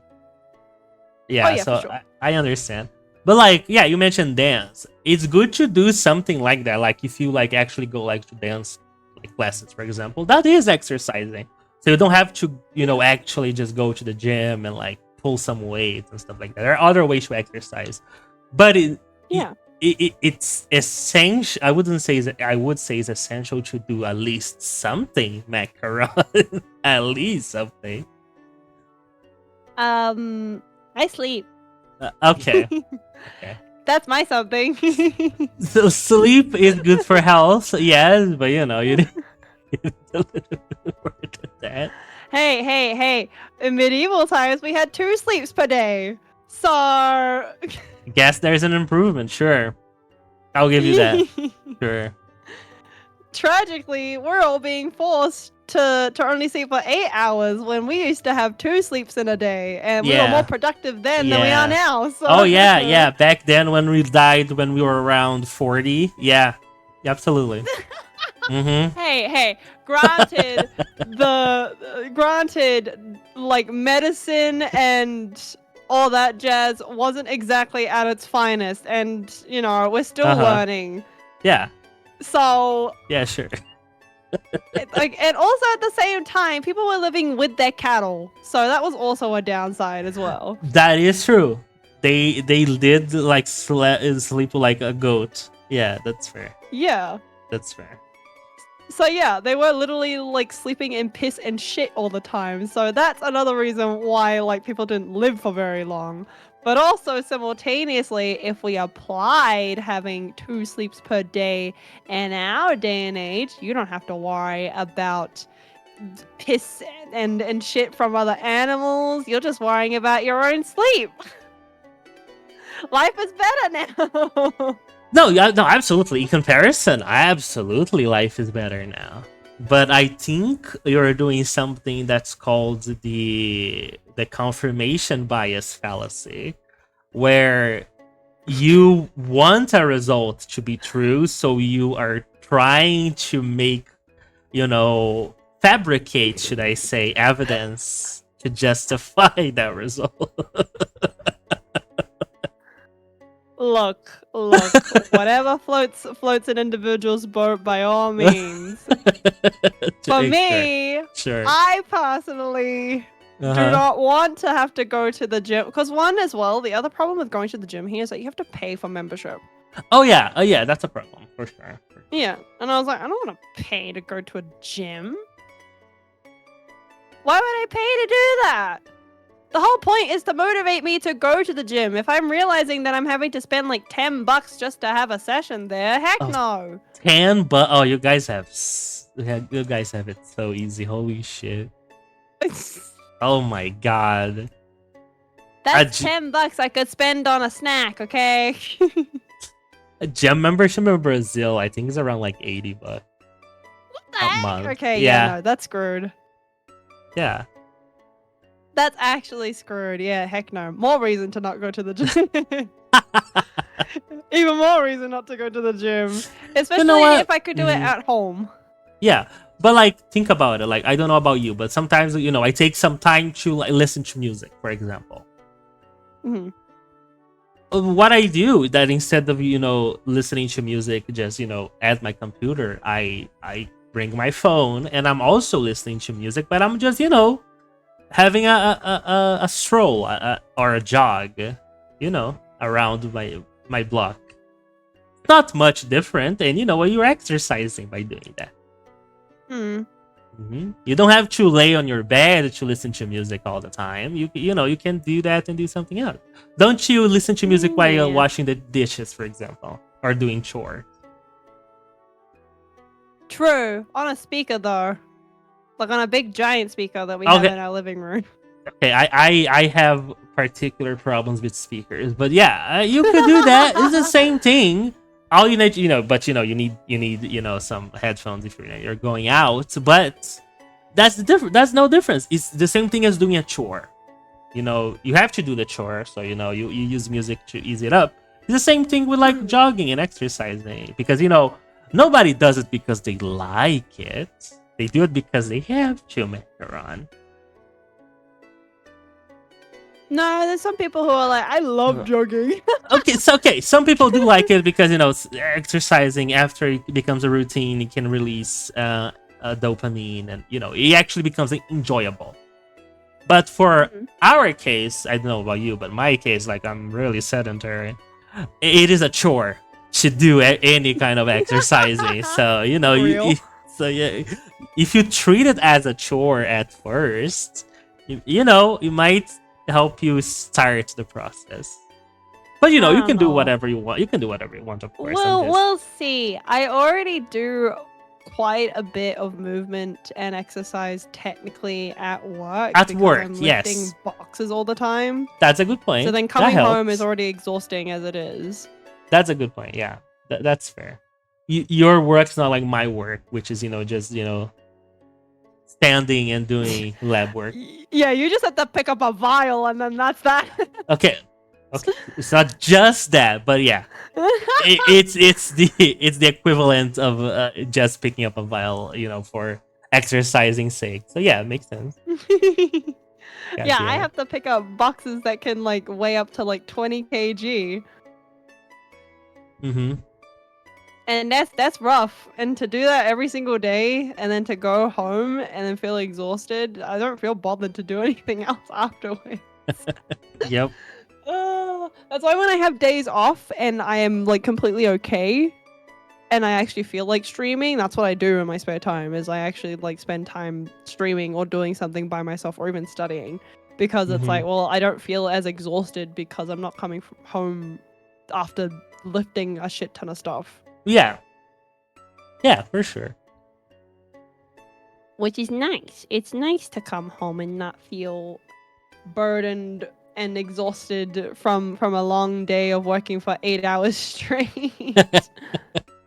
Oh yeah, 8 hours of working. That is something that I'm glad that I'm like a scientist because I would never be able to do. Never would able to do 8 hours How of many like hours straight up working. do you work in a day? So I make my hours. So sometimes let's just say I go at morning. Usually I start at 9 a.m. So sometimes I start at 9 a.m. Then around midday I stop to lunch and then I come back at 1 p.m. and go all the way up to 3 or 4 p.m. So but that's like very rare. Usually I go at 9 a.m. and I stop to lunch at midday. And then sometimes I don't come back or I already finished work until lunch. So like sometimes I only work like 3 hours a day. Huh. And then I come back. Yeah, because I can make my hours. So for example, let's just say, I have a lot of streams scheduled for this week. I could just push work and do it on the weekend and just like stay in the lab for Saturday and then come back on Sunday to make up for the work I didn't do during the week because I don't have a requirement of hours. Yeah. So yeah, I can basically set up my schedule as much as I like, and of course because I am someone that lives in the edge. Maybe 1 week I just don't do work and just rush to do everything else on the next week. So, My goodness. You have. Yep, that sounds like you. Okay. Like when Baldur's Gate came out. I didn't work for like two straight weeks. My goodness. Yeah. To be honest, I wasn't on my master's degree. Like I was finishing up my my undergrad, doing lab work as well. And my professor was like, "Hey, did you do the one thing?" I was like, yeah, the equipment, was being used, so I had to wait. I'm gonna do it next week." And, Oh my gosh.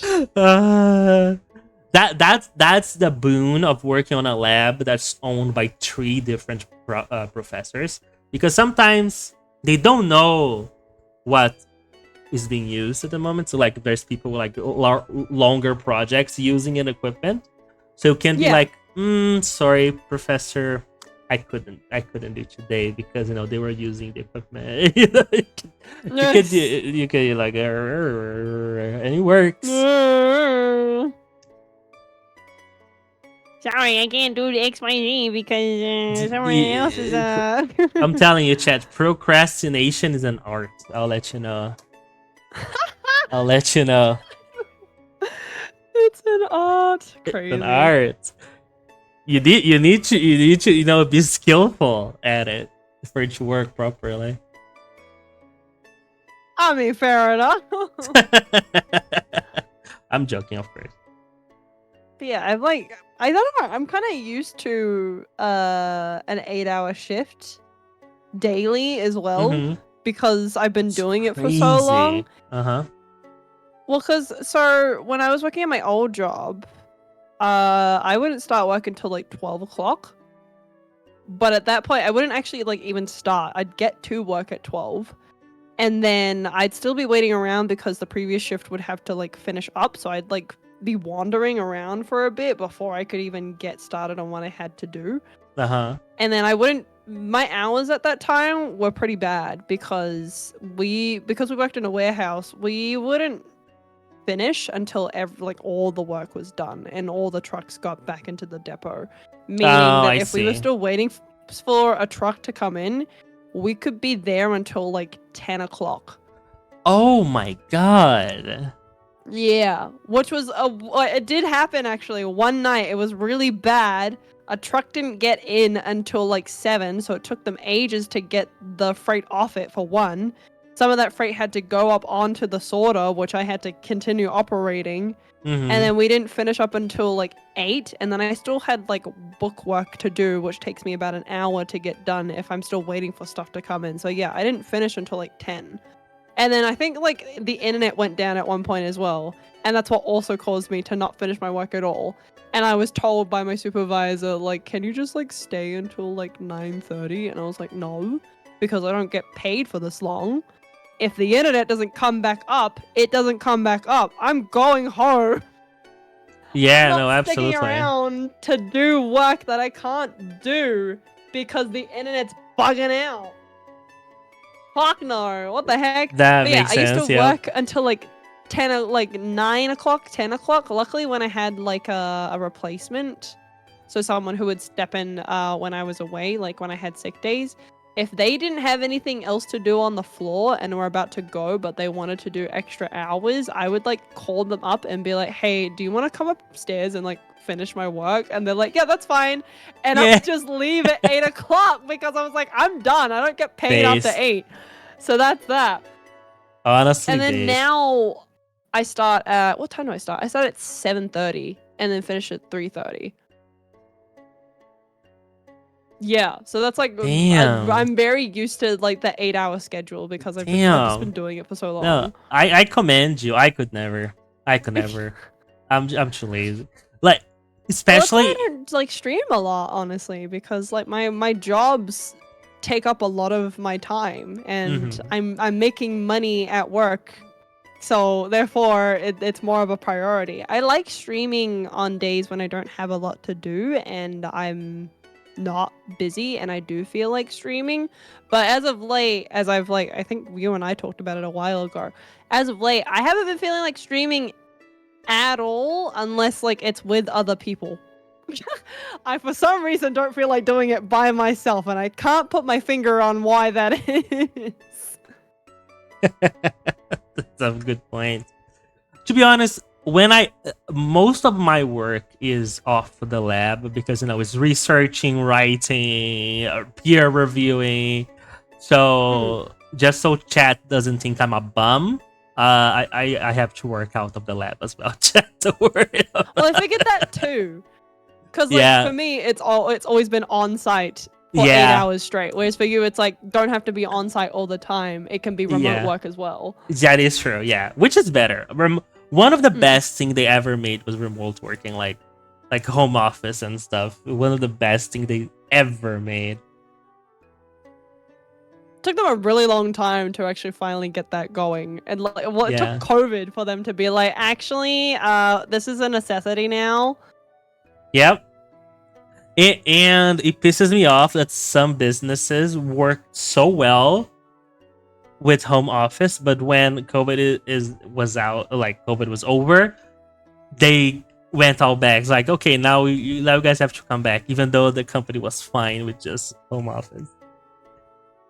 Yeah, no, it makes no sense. Especially when the companies during COVID were thriving a lot more with people being, like, Exactly. working at home because they were in their own space. They could take their time to get the work done. Exactly. And it did happen, but people are like, no, come back. Come back to us. Come back to the office. Why? My work was my work is more productive at home. Why are you making me go into the office? I don't need to be in the office. Mm-hmm. No, absolutely. Just do everything over a computer. It's fine. I don't even want to see half of you physically anyways. Oh. No, absolutely. And it But yeah, does. no, I've it does never definitely. done remote work before, so I'm kind of jealous that you can actually do remote work. I've never actually done remote work before. Mm-hmm.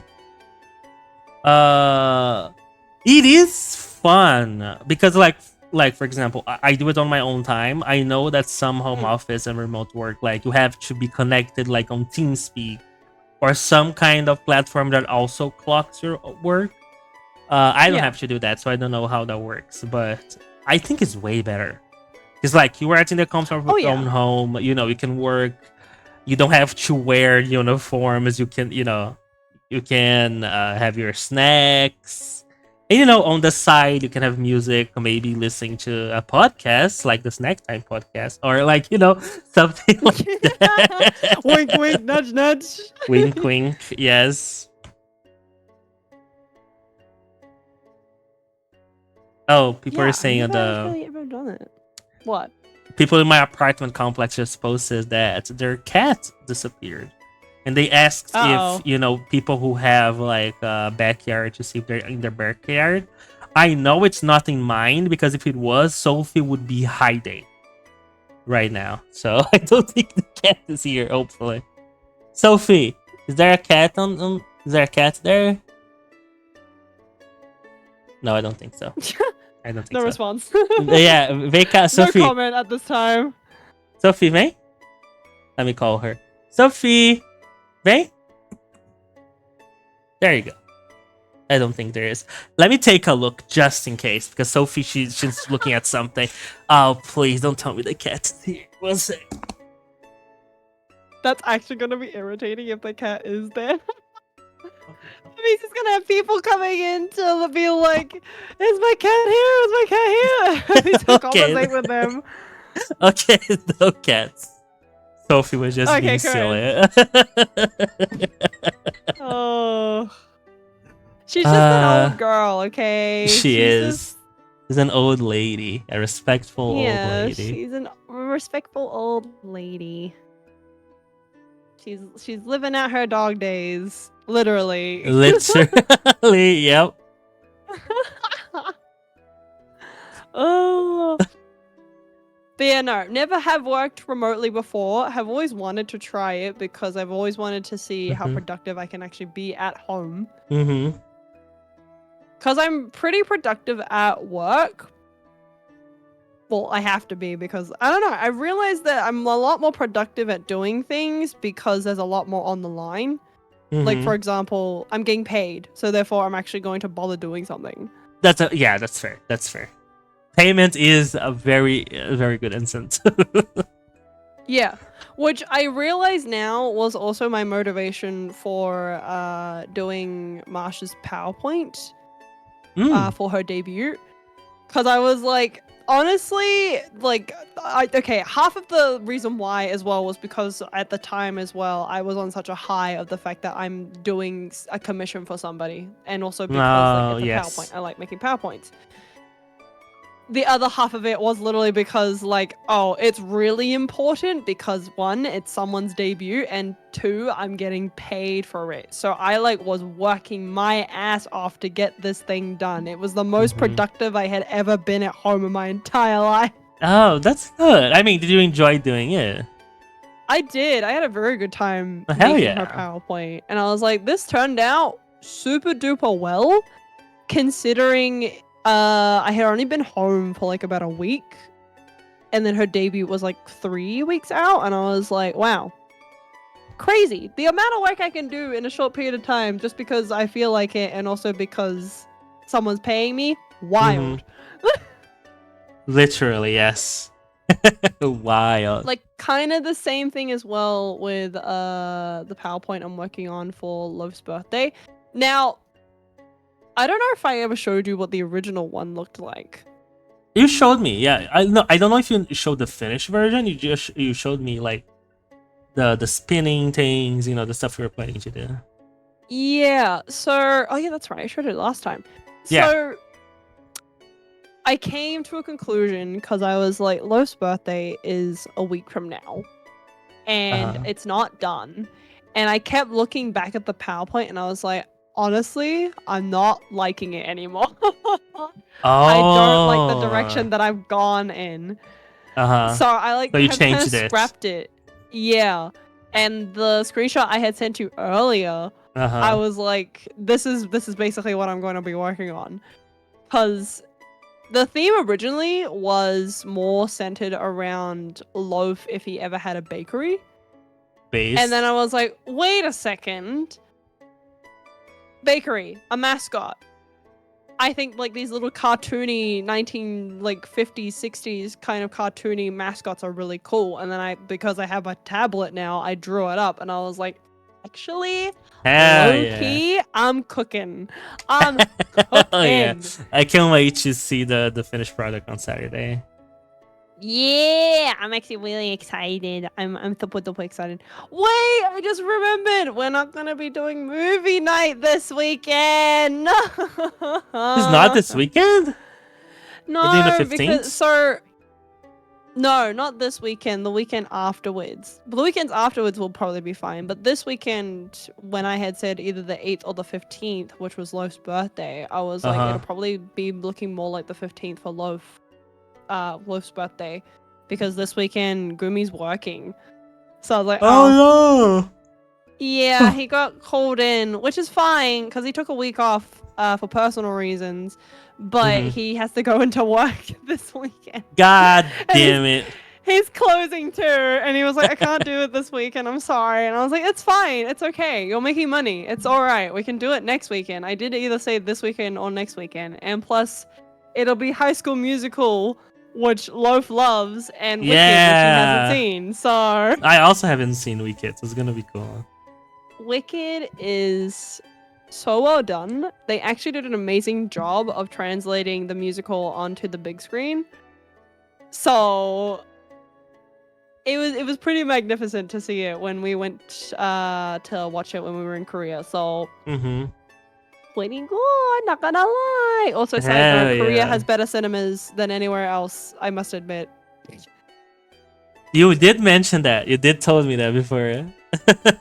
Like, I'm not even kidding to y'all. I'll be so straight up with you. Korea's cinemas are so good. Like, what cinema do you know decides that they're going to have combo packages that give you free stuff? Never seen anything like that, honestly. No. That's what I was saying. Like, so I don't know if I went into detail about this. So when we were in Korea, we went to see Wicked in Gold Class. Gold Class, by the way, in Korea is really good. They have massage chairs, and then they also give you slippers as well. Like, it feels like it's a luxurious kind of session. Yeah, it was really crazy. And also they give like you a complimentary drink as well before you go in, which I also thought was really cute. Hell yeah, that's cool. I know, it was really good. But so basically when you're downstairs and you're getting your tickets as well as you're ordering your food, so there's a kiosk section to get your tickets, and then there's also another kiosk section to pick out your food.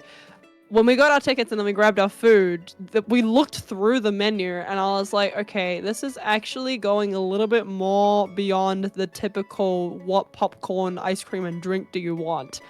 Because what do you mean I get this combo and I can get either like the Wicked combo, so I get my popcorn, my drink, and my ice cream along with like a ballpoint pen that's Wicked themed. Like that's Mhm. crazy. What? That is crazy. That is actually crazy. I've Yeah. never had that before. So for my sister, because she's a really big fan of Jungkook from BTS, and Mhm. he had like his concert movie come out at the time. They were Mhm. selling his combo, and like they had like this photo book album that you would get for free with the combo. It was big too. And I was crazy. We're gonna get that. And then it comes out literally 10 minutes later, and the guy slides over the album, and I was like, oh, I actually thought it was just gonna be like a tiny pamphlet. That's a big album, sealed up and everything. Hell yeah. That's kind of crazy. All right. The other thing too, as well. So for Baekhyun from EXO, he had his concert showing in cinemas as well. For his combo, his one came with like a full-on metal flask water bottle that was themed for the Damn. concert, and I was like, you don't get this free stuff anywhere. That would be That's yeah. wild. That would be wild because everything like in concerts specifically, you have to buy like everything. So that's a Oh, yeah, for that's sure. a good incentive. Yeah. Yeah, and I was like, that's crazy that every single movie that they're showing here at the cinemas all has its own like special combo with like special merchandise to go along with it. We don't get that over here in Australia. The nicest thing they'll give you is like, I don't know, a Slurpee cup that has a PNG of what the movie is on it. Like that's as good as it'll get. Yeah. We don't get anything else. Here in Brazil, the most we get is like offers to like pay half the price for the ticket to watch the movie, but that's about it. Everything else you need to buy. Like you can buy the themed like popcorn buckets Yeah. and stuff like that, but like we don't get anything for free. No, absolutely not. Yeah, Nuh-uh. exactly. I was Nuh-uh. like, nobody else out here is giving out combos with just free merchandise on the side. What the heck? Literally, right? Oh, I also discovered panda popcorn in Korea as well, which was also wild. Panda It's like popcorn? yeah, so it's like sweet popcorn that they give you in a bucket. So Uh-huh. it's like black and white. So the black popcorn kind of tastes like sugary, I guess. Uh-huh. That's And then caramel. the white, kind of, I guess. I don't know. It literally looks black. And I was Okay. like, I don't even know what to describe this as. And then the white popcorn is like, it's just regular butter popcorn. And it's like the mixture of sweet and salt in one bucket. And I was Oh. like, oh, we this is have actually kind of interesting. that is interesting. We have that in Brazil, but usually like we have half and half. So the first like is 2 layers. So the first layer you can choose should be one or the other, and then the one at the bottom is one of the other. So usually what we do is that we get the savory popcorn first, and then at the bottom, the second layer is the sweet popcorn. So you have that combo of like eating savory and then sweet, which is really good. Ooh, yeah, We they don't have have that- that option over here. Yeah, because I think mixed, like you don't know what you're getting.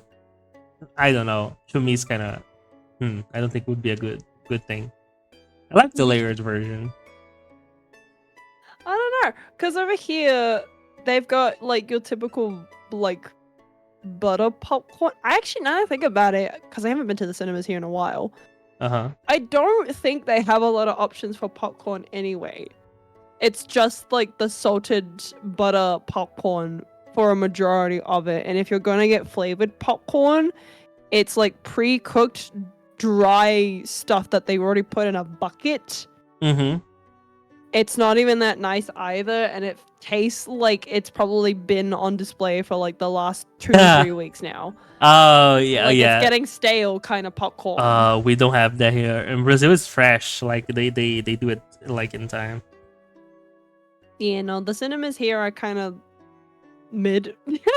If I'm completely Mid. honest, they're pretty mid. There's some Mid. that are really good, Mm-hmm. but they're in certain cities. But the ones here, you either go to one that it just smells like piss and like sweat, What? Okay. Yeah, you walk in and it does not smell very good. Like you can tell that the place has not been cleaned, kind of like situation. And like you go into the cinema, there's like popcorn left over everywhere. There's like the leather seats that used to be new when the cinema first opened up are like the leather is coming off and it's like ripping apart kind of situation. I see. That's what some cinemas are like here. Other cinemas are brand new and aren't exactly in that condition yet, but it's I like see. it's pretty close. It's around the corner. It's gonna get fucked up soon. I see. Damn, I The- don't have that. Cinemas is one of the few industries that work in Brazil. Brazil has a lot of problems with like, well, not a lot of problems actually, but like I never seen something bad happen in a cinema for some reason.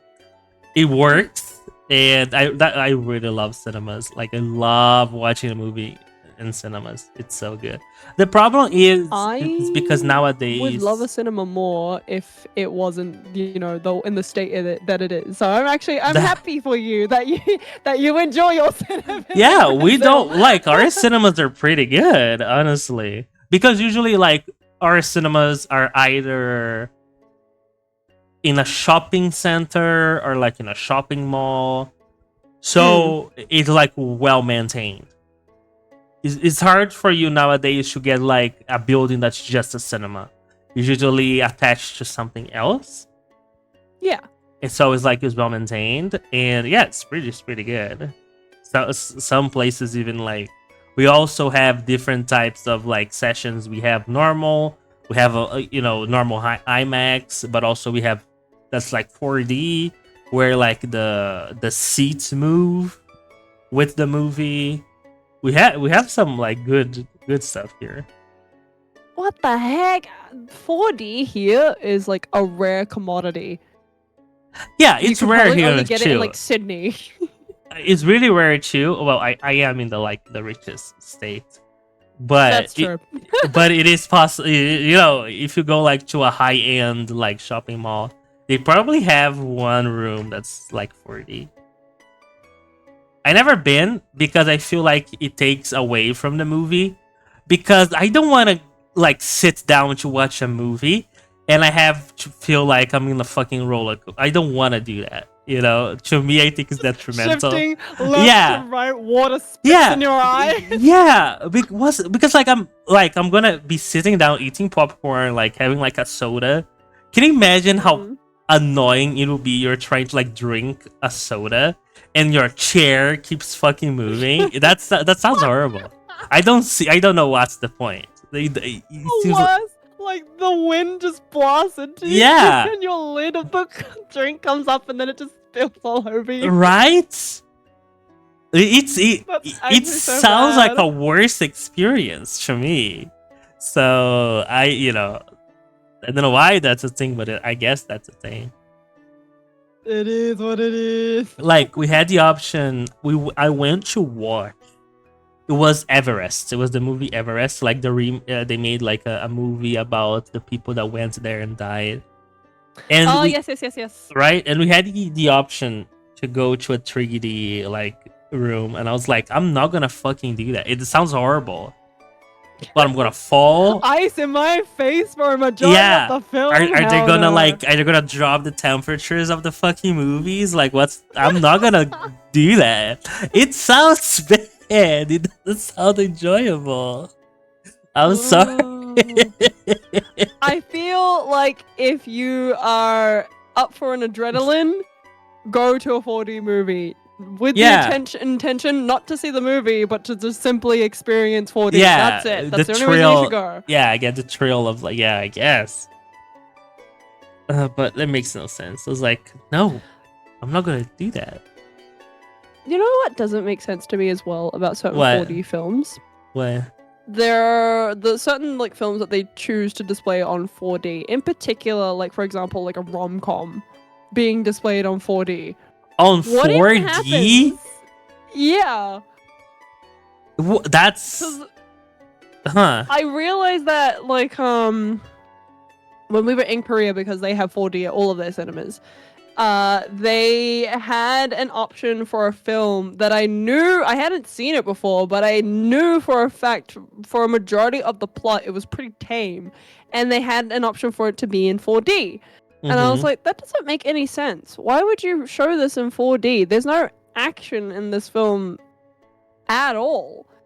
So you're just telling me that, I don't know, when they're walking in a park, there's just gonna be leaves blowing in your face? Yeah, like I don't know, that's- some sort of immersive movie? I don't get that. That doesn't make any sense to me. It's probably just like smells, and that's it, probably. Maybe, but also simultaneously at the same time, the whole point of 4D is to literally feel like a roller coaster. Yeah, That's the point. that's the point. Yeah, Uh, I mean, I enjoy if like it doesn't feel that way, that's a bit strange. mhm. We used to have we have like in my state we have like a big amusement park, which is a very like very discount Disneyland, because it's basically like it has like different attractions. It's not a usual Uh-huh. amusement park, so like it's a big park. And they used to have, back in the day, I was like a child, this dinosaur exploration 4D cinema.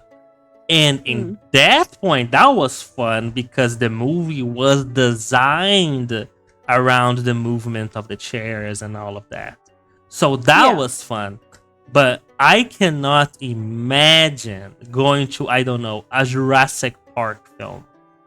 Oh, And- heck no. And like, you know, that doesn't sound fun. That sounds like a trauma or something. That is trauma in a nutshell. If your chair is shifting left to right, center, upwards, Yeah. and a dinosaur is screaming at you simultaneously, probably like to immerse you even further, there'd be like rain coming in, but like it's like spit, like if a dinosaur spits in Yeah. your face kind of thing. No. That sounds like the horror. No I thanks. would act. I would be so annoyed. Like, stop.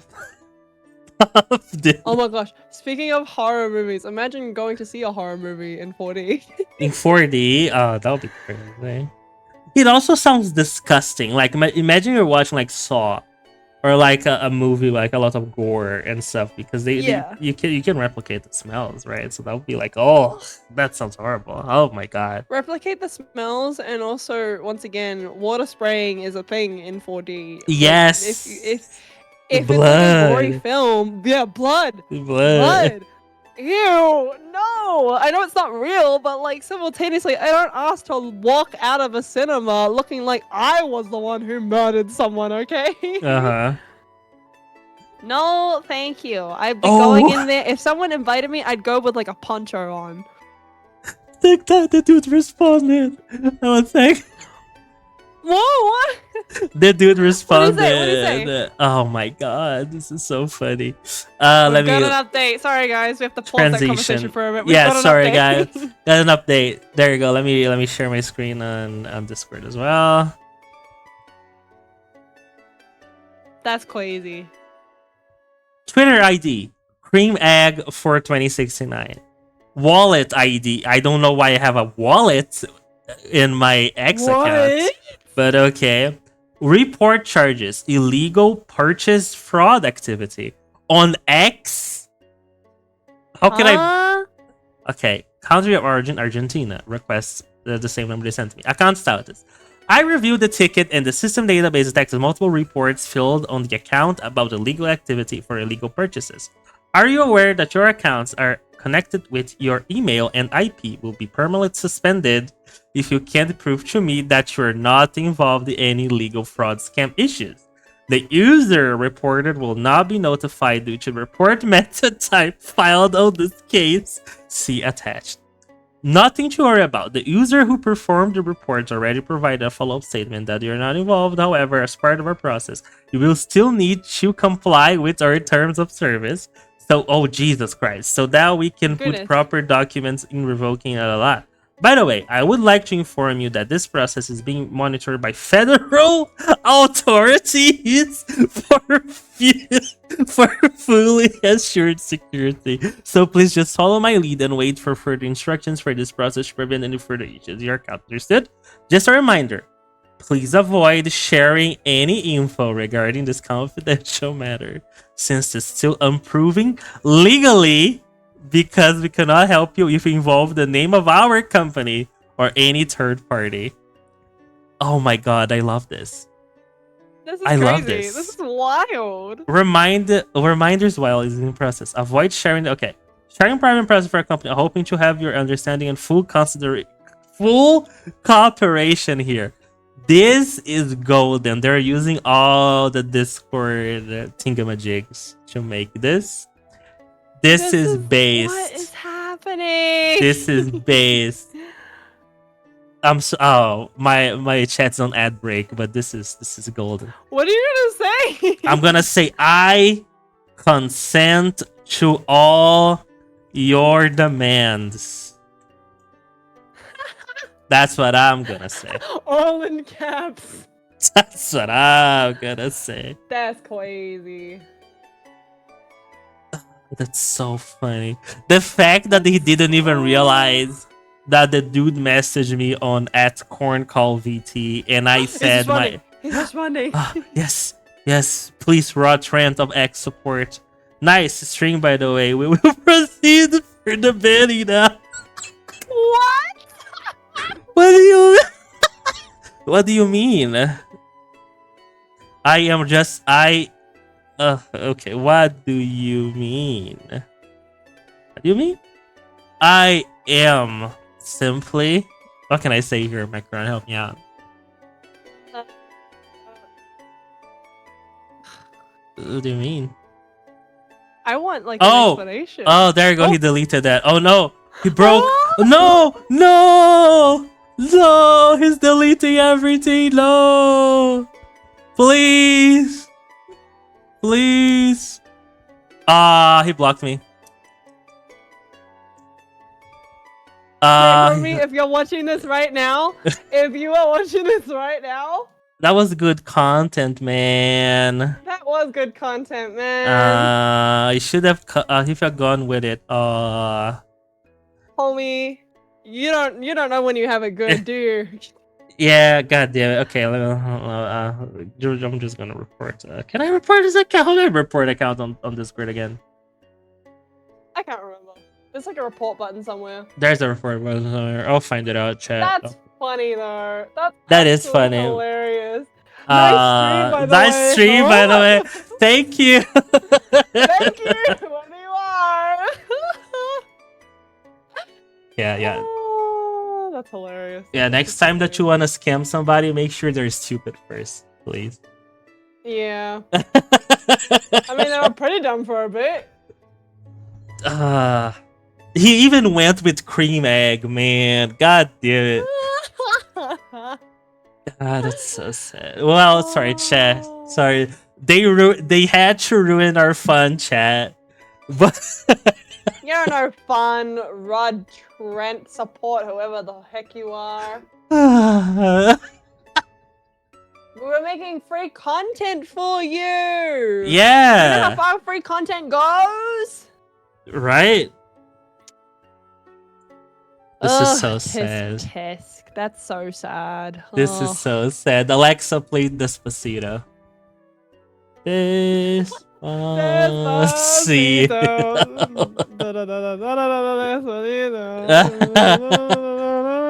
Fantastic Spanish demonstration, Macaron, by the way. Yeah, you're welcome. I'm so good. No, you know what's funny, right? Is that yeah. So sometimes Tagumi, because like I sometimes tell him that I love him in Spanish. Aww. So like there was a time of when he was like we were talking about like him doing a Spanish stream, and he was streaming. And I was like, do I have decent like Spanish skills? Like just to like jest. Just should be And he was like, no, sugar, your Spanish is like basic as hell. And I was like,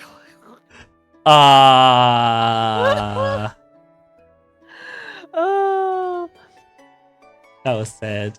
That was so I try. sad. I tried, and I was like, "What? But I tell you, I love you in Spanish." And he's like, "Yeah, but like that's all you ever say." And I was like, "Is that not enough?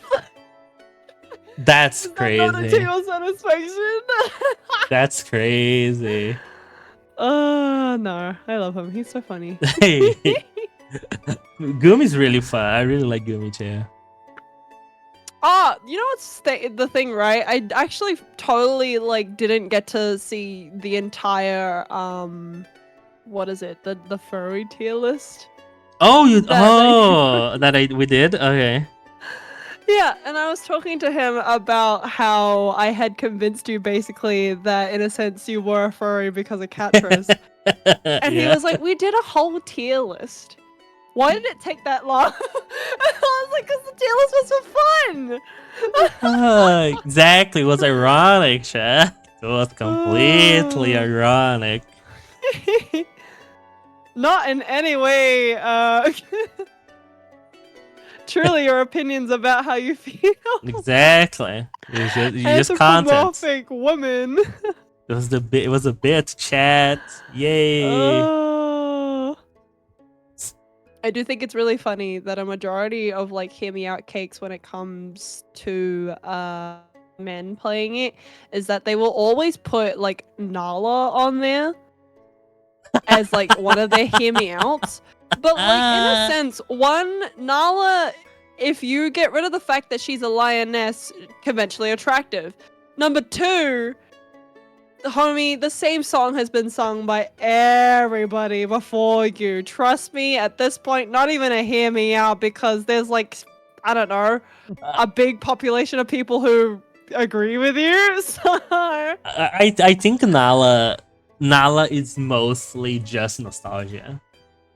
I think so too. Because like Nala, for some people, Nala was like the neuron activation. You know, it's like, oh Yeah.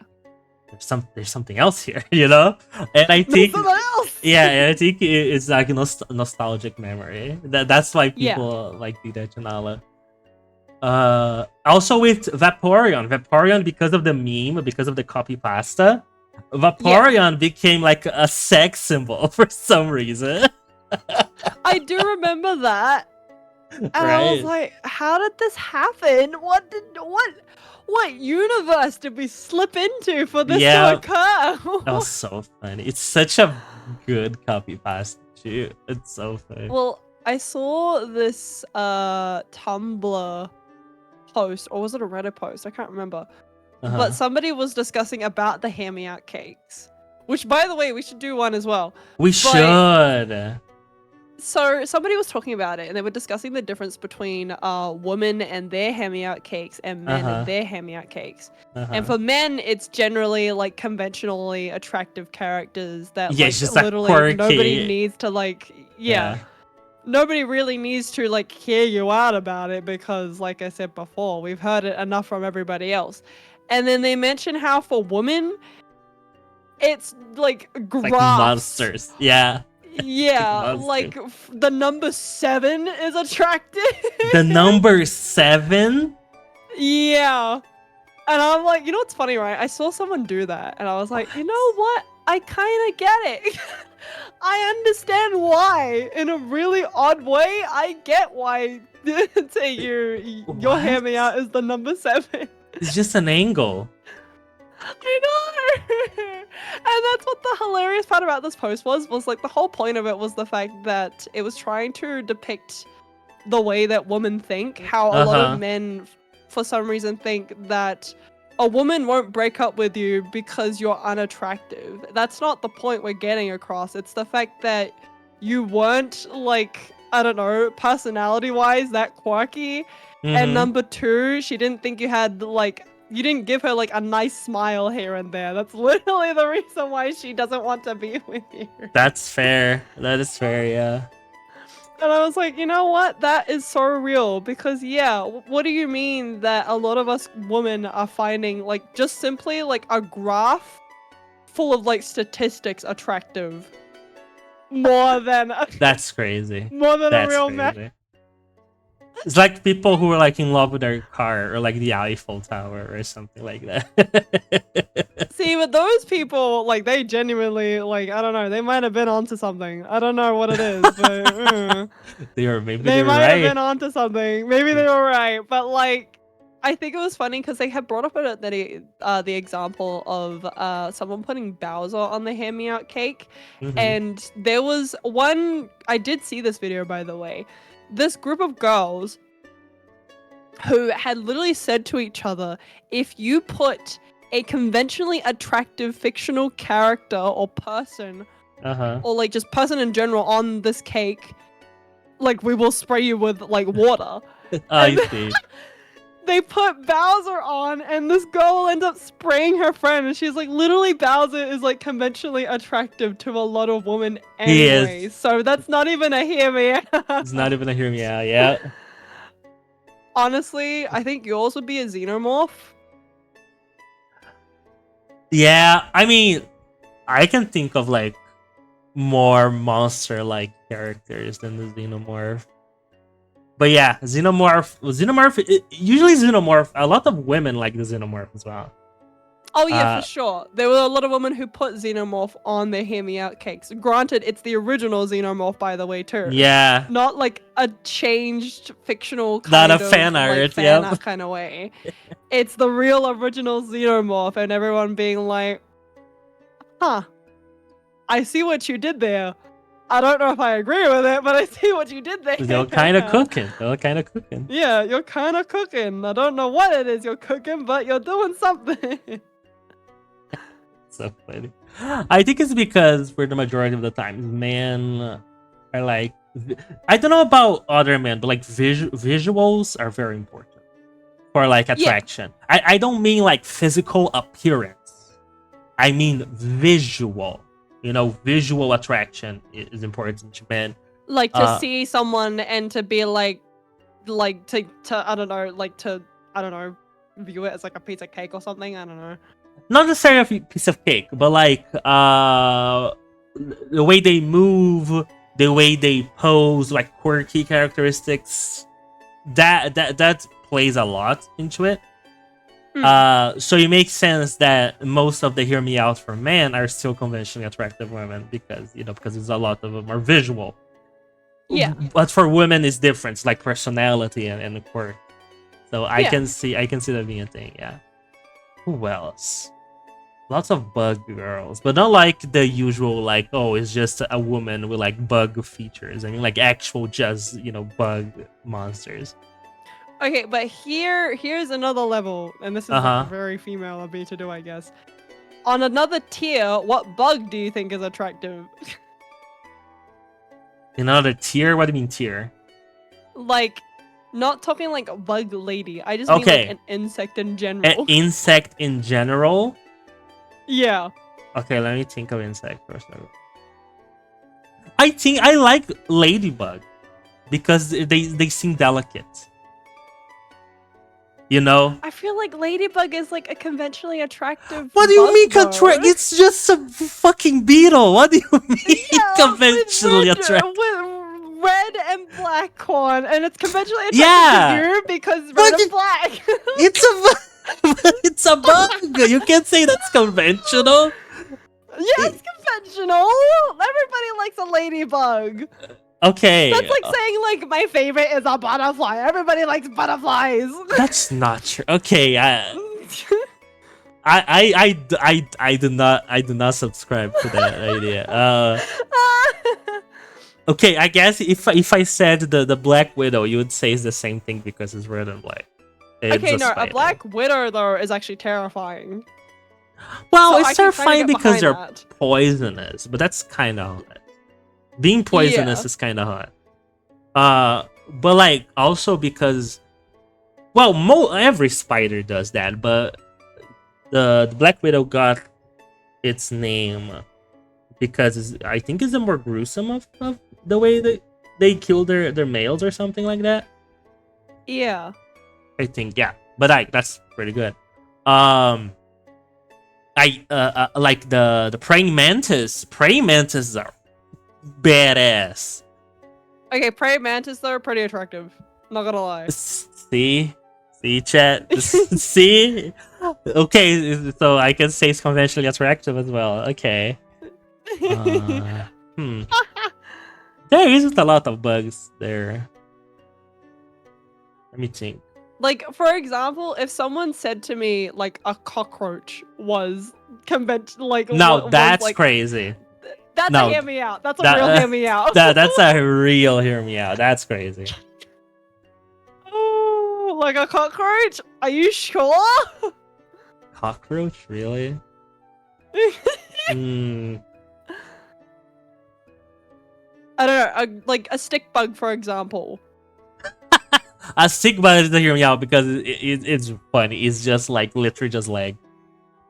Yes, it is just like dragonfly. I think to some people would be conventionally attractive. I can see it. Dragonflies are like weird, or like they're weird butterflies, so I can see that. Yeah. Hmm. Firefly, conventionally attractive. It lights up, and when there's a bunch of them, pretty in the sky. So that's Fair. undebatable. What about a centipede? Oh, Loss of arms. true. Caterpillars, though, for me as well. Because Yeah, no, I can see catipedes and caterpillar. centipedes in general, like they're pretty similar, anyways. So in that sense, like I don't care. People will think they're ugly because it's like, oh, but like they're like worm-like. No, I adore caterpillars because Okay. I know that she's gonna turn into something pretty. So Okay, but we have to admit that centipedes and caterpillars are very different. Because caterpillars, they're like cutesy little small bugs that eat leaves. that's true. Yeah. Centipedes are like fast carnivore menaces, Yeah, I do They're have to agree with that. right? Yeah. I'm inclined to centipedes because of their aggressiveness, but I can see caterpillars being conventional because they're like cutesy and like they just like wobble Yeah. around, right? So I can see Yeah. that being a thing. Yeah, I can see that. Okay, definitely then. Yeah, caterpillar, conventional. Centipede, it's like a, if you know, kind of know more category. Uh-huh. Like it's what do they call it? It's a, what's the word when you're like trying to accommodate to a taste that not everybody else is into? There's a word for it. Is there a I keep word for it? There's a word. So for things that other people are not inclined to like, but certain people are, there's a word for it. Uh-huh. It's a something taste. What is the word? And I'm having a mind blank again. Rare? I don't- Kinda. It's not like that. It's a. No, it doesn't even start with a D anymore. Because I keep thinking of the word delectable. Delectable's not the word. It's something they're not accustomed to. It's unconventional. Hold on, I'm gonna ask Google this. A taste not everybody likes. Delicacy? Delicacy! That's it! Delicacy? That's the word, Okay. delicacy. Okay. That makes sense. That makes sense. Yes. I see. Yeah. I can see that be a thing. Like specific people, I can see. Yeah, it's a delicacy. That's what it is. Yeah. What's another bug? A hoo-hoo grub is not a bug. It's a grub. Those are two different things. Very, very separate from each other. They're not the same thing. It's not an insect. Yeah, that's. I don't know. Would you say like a butterfly is conventionally attractive? Oh, for but sure. a moth, I would say, is probably not. There's a lot of moth arts that I've seen in the past. That's true. I like moths because I just perceive them the same way as I perceive butterflies. Butterflies, yeah. Yeah. Also, the concept of like a moth being drawn to some like the obsession that a moth has for light. I can see that being like an attractive trait. Yeah. Like if we were to put like a human personality on a moth, Yeah. I feel like it would be like one of the boys from Love and Deep Space. At that point, it'd be one of the boys from Love and Like Deep drawn to a flame. I see. Yeah, exactly. Like worships you and like gets too close to you, could get stung kind of situation, which is literally most of their stories anyway. Yeah. Oh, another example, a bee and a wasp. I would say a bee is a conventional attractive animal, but a bumblebee, wasp, yes. yeah, a wasp, nah. Wasp, well, for me they are, but like a wasp is like the antithesis of a bee, right? Because yeah, I can see that. bees live in this organized little hive where they make candy. Wasps, they live in like fortress of hatred, and their only existence is to kill bees. They don't even produce like anything. They're just haters. And I love that. I love the concept. This is like going back. This is giving me flashbacks back to Trick or Treat all over again. Trick or and Treat, going yes. over in my mind about all your picks and remembering, yeah, this is just his type. This is just how he is. This is how he is. It's always been this way. Biz. Just a reminder to everybody, Korn really likes Maki, despite the fact he has never watched Chainsaw Man. Yeah, I love Makima. Oh my god, I love Makima. No. Yes. Yeah. She's actually no. I was about to say technically she's a groomer. No, she is a groomer in a sense. So no. No way in hell. Heck no. Based? You can't say that, Con! Why would you say I'm that? joking! No! I'm joking! I can't joke anymore. Oh my god! I can't joke anymore. It's a joke. It's a joke. don't quote me out of context, chat. That was a joke. Okay. That was a joke. Don't take that out of context. If you do ever take that out of context, yeah. I can't be if you do, I can't be associated with him anymore. True. That being said, I would bark for Makima anytime. Anytime. Hit me up, Makima. I know you would. Your type is a woman who can like put you on a leash and step on you, and you'd enjoy that. Yeah. Oh yeah. Oh my gosh. Just a little bit. If we were in therapy right now, I damn well know your therapist would tell you, like, I feel like, Korn, this is a result of your own past trauma, and you're indulging in it. It's time to stop. It's time to stop. Maybe a little bit of Stockholm syndrome. Maybe. Yeah. Fun fact, actually, that I found out about Stockholm syndrome, right? The origins, apparently, of Stockholm syndrome are actually, like, completely false. So, in Stockholm, the people who they had claimed had Stockholm syndrome weren't even remotely enamored with their quote-unquote captors at all. In fact, they weren't even victims, really. They just were there. There was, like, peers? Like, with, yeah, like... they just...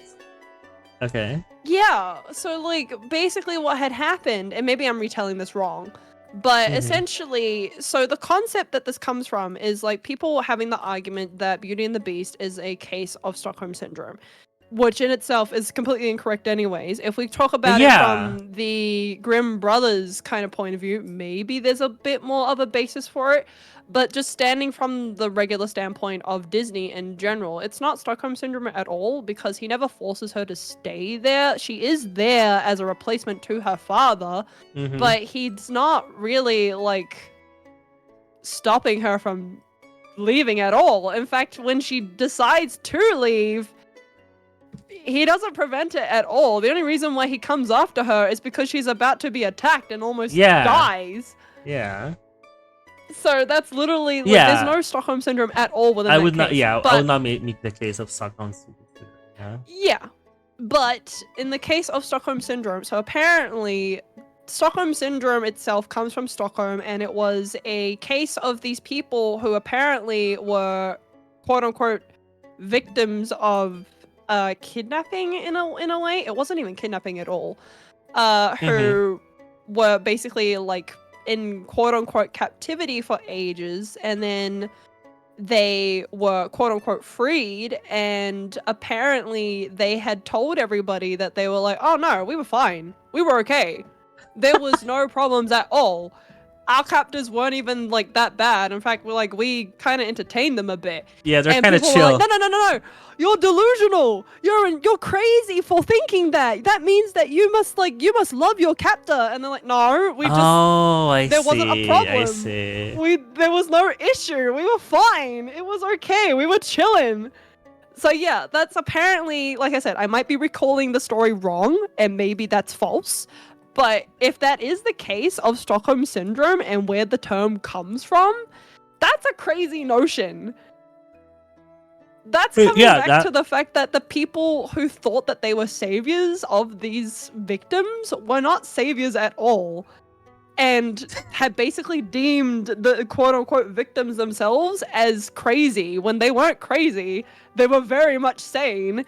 It's just they were like, no, we're shoving this story down your throat, so therefore we're gonna make a term about it. What? So you're telling me that whoever, I don't know if the story is true, whoever coined the term Stockholm Syndrome actually was just narcissistic and wanted to be seen as a hero? Pretty much, yeah. It's I kind of see, more of the okay. case of like Gaston basically claiming that Belle was crazy for wanting to go back to the beast and trying to convince the village that he wasn't as bad as everybody I else had deemed him to be. see. That in itself is a case of him placing on her that she has Stockholm syndrome, when she definitely did not have Stockholm syndrome. She was completely fine. That's a good reading of the story. That's really good, interesting. Yeah, so that kind of in itself was very interesting. And I was like, if this story is actually true, then that is crazy for people to have this perception of what Stockholm syndrome is in their minds when the reality is very much different. That's actually a very interesting concept. Yeah. Which then makes you wonder about a lot of syndromes that exist and wondering where they came from. Yeah, there's like a whole conversation, not specifically about, psychological syndromes, but like when it comes to like medicine, there's a lot of times in the past where people usually like wanted to make their opinions facts. Like, for example, for like a while in the US, being gay was considered a disorder, right? So yeah, I remember there's a lot of that shit. Yeah. So that's a lot of which, yeah, it is very much a, what do we call it? Like a stigma? A stigma. And it's different where because people say these things and it's like, it's completely untrue, but it's because a majority of people believe it just continues on to be quote unquote informative rather than what it actually is, which is complete lies. Exactly. Man, I don't know why I'm yawning so much. But yeah, that makes sense. And it's different because it's different from like traditional medicine, because you need to demonstrate, like just say, oh, there is this disease, I don't know, this flu. Yeah. You have symptoms, you can demonstrably Yeah. demonstrate your theory. When it comes to psychology, though, it is less demonstrable. I mean, in a way that you can ascertain there is a symptom there. It's more like of an interpretation, not just an interpretation, because people also show symptoms of mental disorders. But I can see how back in the day people could persuade a term or make up a syndrome just for the sake of making it. I can see that being a thing. Well, also, like, for example, middle child syndrome, which low-key kind of agree that it exists. I do believe, though, the origin of it literally happens because, I don't know, some parents years ago just said that their middle child had a syndrome, and it was like not even like a syndrome at all. It's just like literally, it's just pure neglect. Yeah, it's not a syndrome. It's just like bad parents. Yeah. Because, like, it is a real thing, but, like, to place the word syndrome on it feels wrong. Because it's literally just a real result of parents not parenting. Yes. And because syndrome indicates something intrinsic of the person and not like as a consequence of their environment. So yeah, I see what you mean. Yeah. But yeah, I would like to say that I do have it, and I will say that it is a very real thing.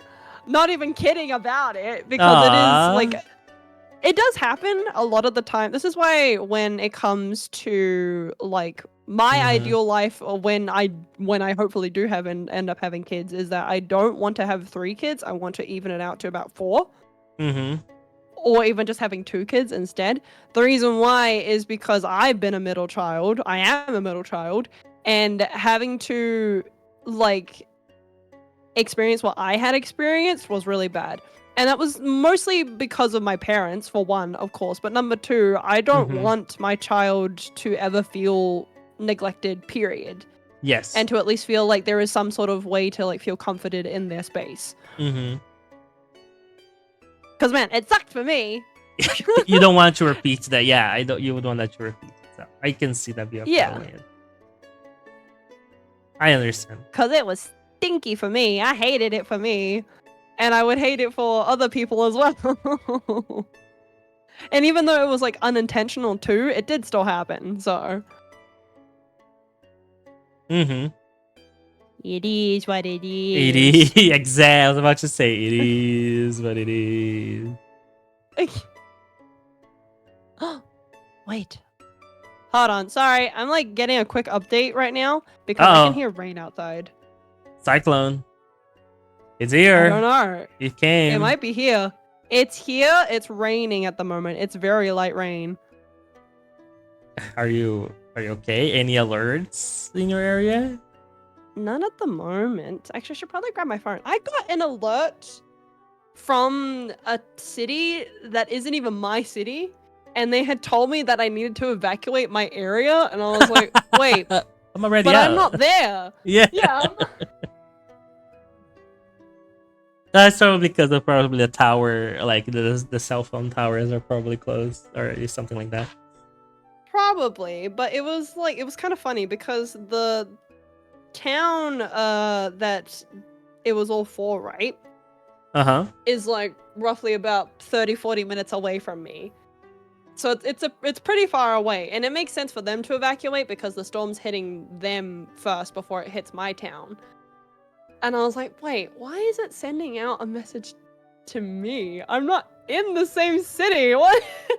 We're not even anywhere near. That's hilarious, yeah. Whatever. It happened. I mean, I don't mind.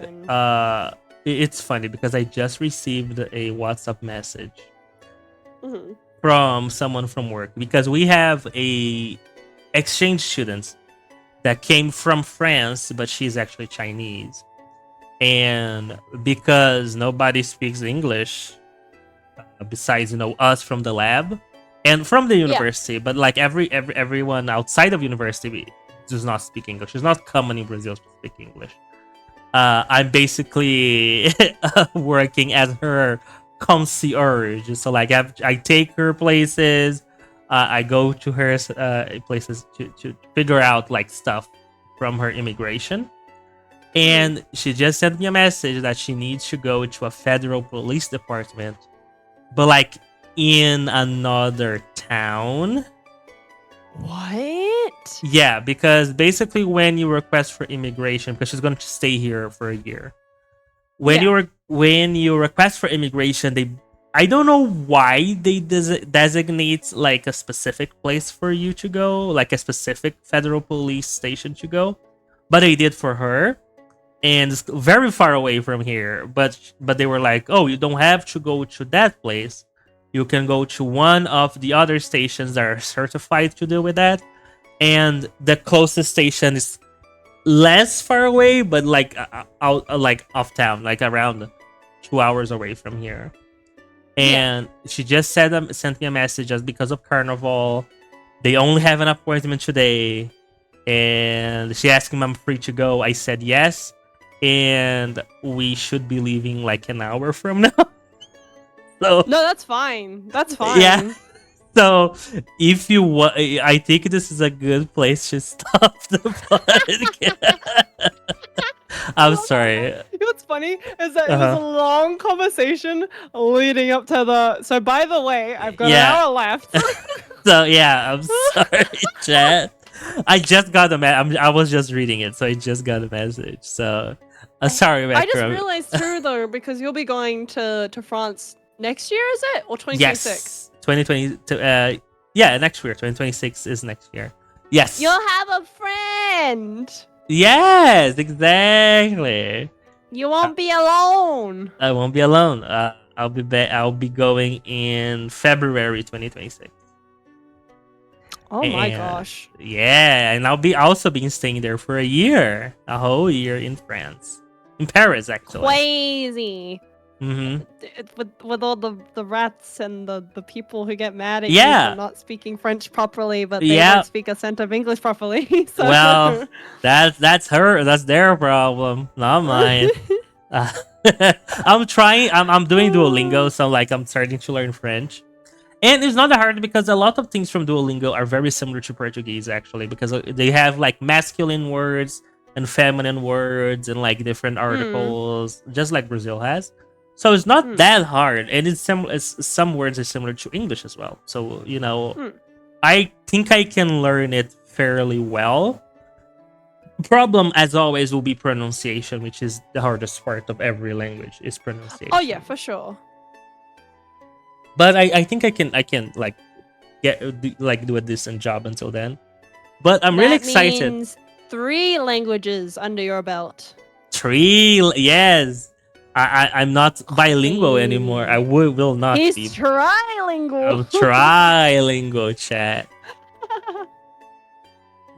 One more and I'll be a should polyglot. study some French together because he like stopped studying French. He wants to go back, but he can't decide if he wants to do French or Japanese. I wanted to start Japanese, but I can't learn 2 languages at the same time, so I'm focusing on French right now. That's a good idea. Yeah, I'll talk to Gumi. Enough.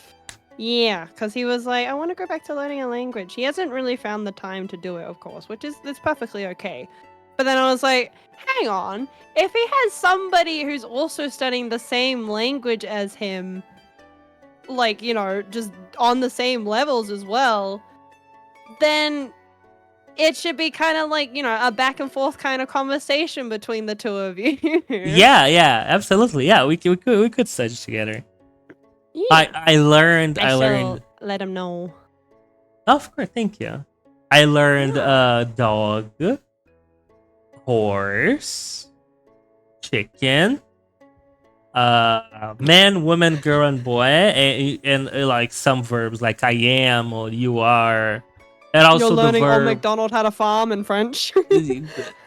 Not really, but kinda. That's what Duolingo teaches me. Like, I can say "Je suis un cheval," which is I am a horse. Je suis un garçon, which is I am a boy. If I'm a man, I should say "Je suis un homme." I'm learning. I'm learning, chat. Chat, for learning. example, chat. They have the word chat, which is spelled chat, which is cat. So you guys are a cat, chat. That's what you are. Oh, You're a yeah, cat. that's right. Because chat. Chat, yeah, it's cat, but it spells CHAT. That's hilarious. Like Chat Noir. Mm-hmm. Yeah, mine. I've been doing a lot of Korean studies, like getting back into the groove of it all. Luckily, Based. for a lot of Korean in beginner format, anyways, it's mostly like alphabet, so I can skip over that and go immediately into intermediate, That's good. which is Congratulations. mostly just reading, which was very helpful when I was in Korea. Anyways, was the fact that I could read Hangul and actually, you know what was going on. City, hello, Queenie. Hello, welcome. Yeah, I am live with Corin, but we're gonna wrap it up in a bit because he's got an errand to do in like the next country, next city.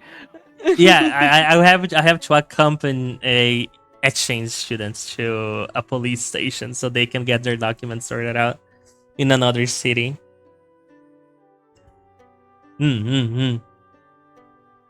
How dare?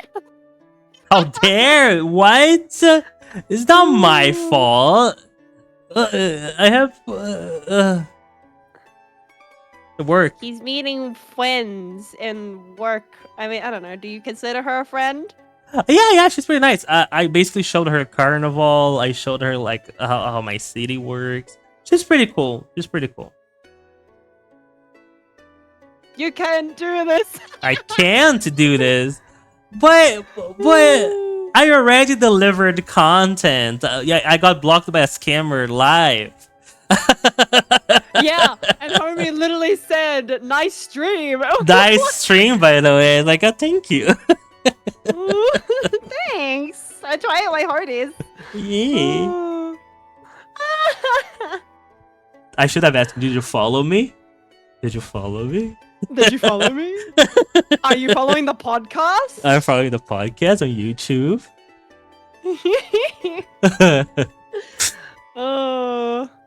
But yeah, I've been learning Korean, which has been going pretty okay. I like took a break for a few days because I've been writing it up on my iPad. I have the worst form of holding my pencil, like ever. I have like a tight grip on it, and it's like I cramp my fingers together because my fingers are long. Yeah, you have to be careful with that. Korean sounds so good. Say something. What do you want me to say? Say, my name is Macaron in Korean. 저는 이름은 마카론입니다. Based. You can already start in like K-dramas now. Okay, specifically to you, Cindy, 너무 사랑해요. What does that mean? Which that means I really love you. Aww. Oh my god, I love you too. I like said that to Gumi the other day, and he was like, "You're just speaking a lot of Korean. I don't understand what you're saying." Oh, and he doesn't understand what I was saying. Because he was like saying something to me, and I was like, I can't remember what the conversation was. And I had sent to him, I was like, "Oh, 진짜로?" Which means like, "Oh, really?" And he was like, "What are you saying?" It's so nerve-wracking when somebody is talking to you directly in another language. Because I was like, Look, he doesn't do it to me because he knows Uh-huh. I won't get it, but sometimes he'll say things to me like when he's flirting with me in Spanish, and I won't know at all what he's saying, so I'll have to translate it, and I'm like, "Aww." After Aww. like 5 minutes of being absolutely clueless. Oh.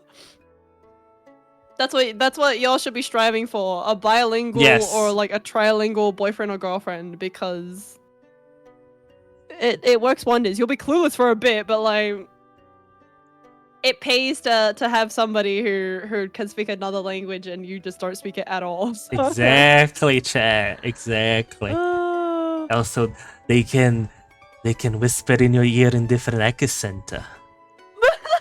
Yeah. Pick up corn, y'all. Pick up corn. He's a Yay! catch. He's about to be trilingual. I am, chat. He's bilingual at the moment, but he's about to be trilingual I'm soon, gonna learn so- French and I'm gonna speak the ratatouille language. The The ratatouille. Bro, if I went to a That's so restaurant and funny. if I go to a restaurant when I go there and I don't see a rat, I'll be disappointed. I'll be surprised if you see a rat. I'd be really worried if That's fine. if a restaurant has It's fine. a rat inside of it. That's infestation. That's how the plague begins. Ugh. I learned French in school. Yeah, we don't have French in school in Brazil. We have English. But I know, like, America, they usually run Spanish or French. But we don't have that. That's I crazy. could learn Spanish because Spanish is very close to Portuguese. But it becomes like a pet peeve of mine because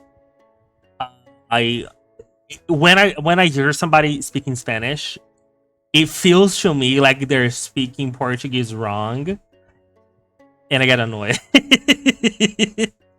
Oh, hi, Fair Sugar. enough. Hi, Cornelius. Sugar. Hi, Cornelius and Macaron. I hope you're having a lovely time. Sure sounds like it. I want to pop in real quick to say hi. Hello. We are about to finish because I received a message from work. But yeah, thank you for stopping by.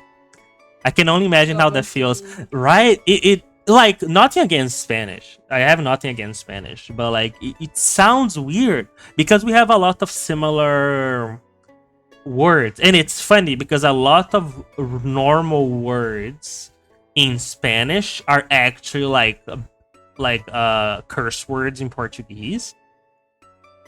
Really? Yes. Same thing with Portuguese from Portugal and Brazilian Portuguese. A lot of the words Portuguese use is bad words in Brazilian Portuguese, which is really funny too. That's crazy. I'm done learning Italian and German. What lingual would that be called? Not counting French, that's 4. That's polyglot, right? Yeah. that's Although probably- most people just call it multilingual. Yeah, multilingual, I guess. That makes sense. Yeah. I really Unless you want to be technical, technically, no, you're fine. I really want to learn Italian as well because I have Italian heritage. What? You didn't tell me this. Oh no. Okay, yeah. I am half. No. Okay, let me think. If I go by heritages, I have heritage in Italy, Spain, and I believe Africa because my dad was African American when he was alive. So yeah, but my mother's side, like my great grandfather only speak Italian. He came directly from Italy, and from my mother's side, they only speak Spanish because they came from Spain. So Oh. yeah, so I am Wait, part where does Italian the Italian come in then? from my mother's father's side. Oh, so she's part Spanish and part Italian. Yeah, then. Italian, yes. And then she married my father, who was African American. Wow, that's actually crazy. Escuto la mia testa. Is that something regarding your forehead? Is that what it means?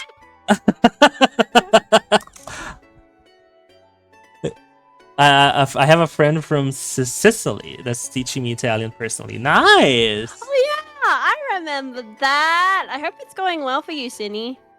It's shaking my head. Okay, technically the head part was right. Okay, so testa is... Yeah, because testa in Portuguese is forehead. That's why I made a connection. But that was good. I feel like though, if you and Groomy were to speak in your native languages, you'd probably be able to make out a majority of what both of you are saying. That is true.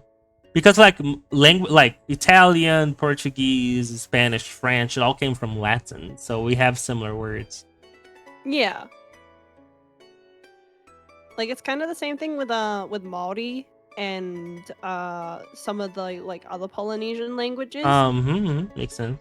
We all pretty much can kind of like have full-on conversations with each other, despite the fact the languages are technically different. Because there's similarities in both, we kind of just get it. Makes sense, yeah. Came from the same place. They are crazy. My Italian teacher and my German friends who's supporting my German learning discusses Latin together sometimes. That's wild. That's crazy. That is crazy. But yeah, learning languages is one of my goals this year. Hopefully, I want to become at least part fluent in Korean. I will go back to Japanese eventually. It's just right now, Korean is the easiest of the two, and it's the one I'm the most confident in. That is fair. That is fair. I really want to learn Japanese as well, because I'm a weeb. Yar. Because I'm a weeb. Be who you are. Exactly, Chad. Remember that, Chad. I heard that German friend reading Latin text as well as Japanese text. So why is my friend so good at languages? There are crazy people, like not crazy bad, but like crazy like insanely good. They're really good at languages. Like learning multiple languages. Yeah, at the same time as well. Like there's some guy out there who knows like 12 different languages. That's crazy. And I was like, that's crazy, because now I want to know what language you're thinking in most of the time. That is fair.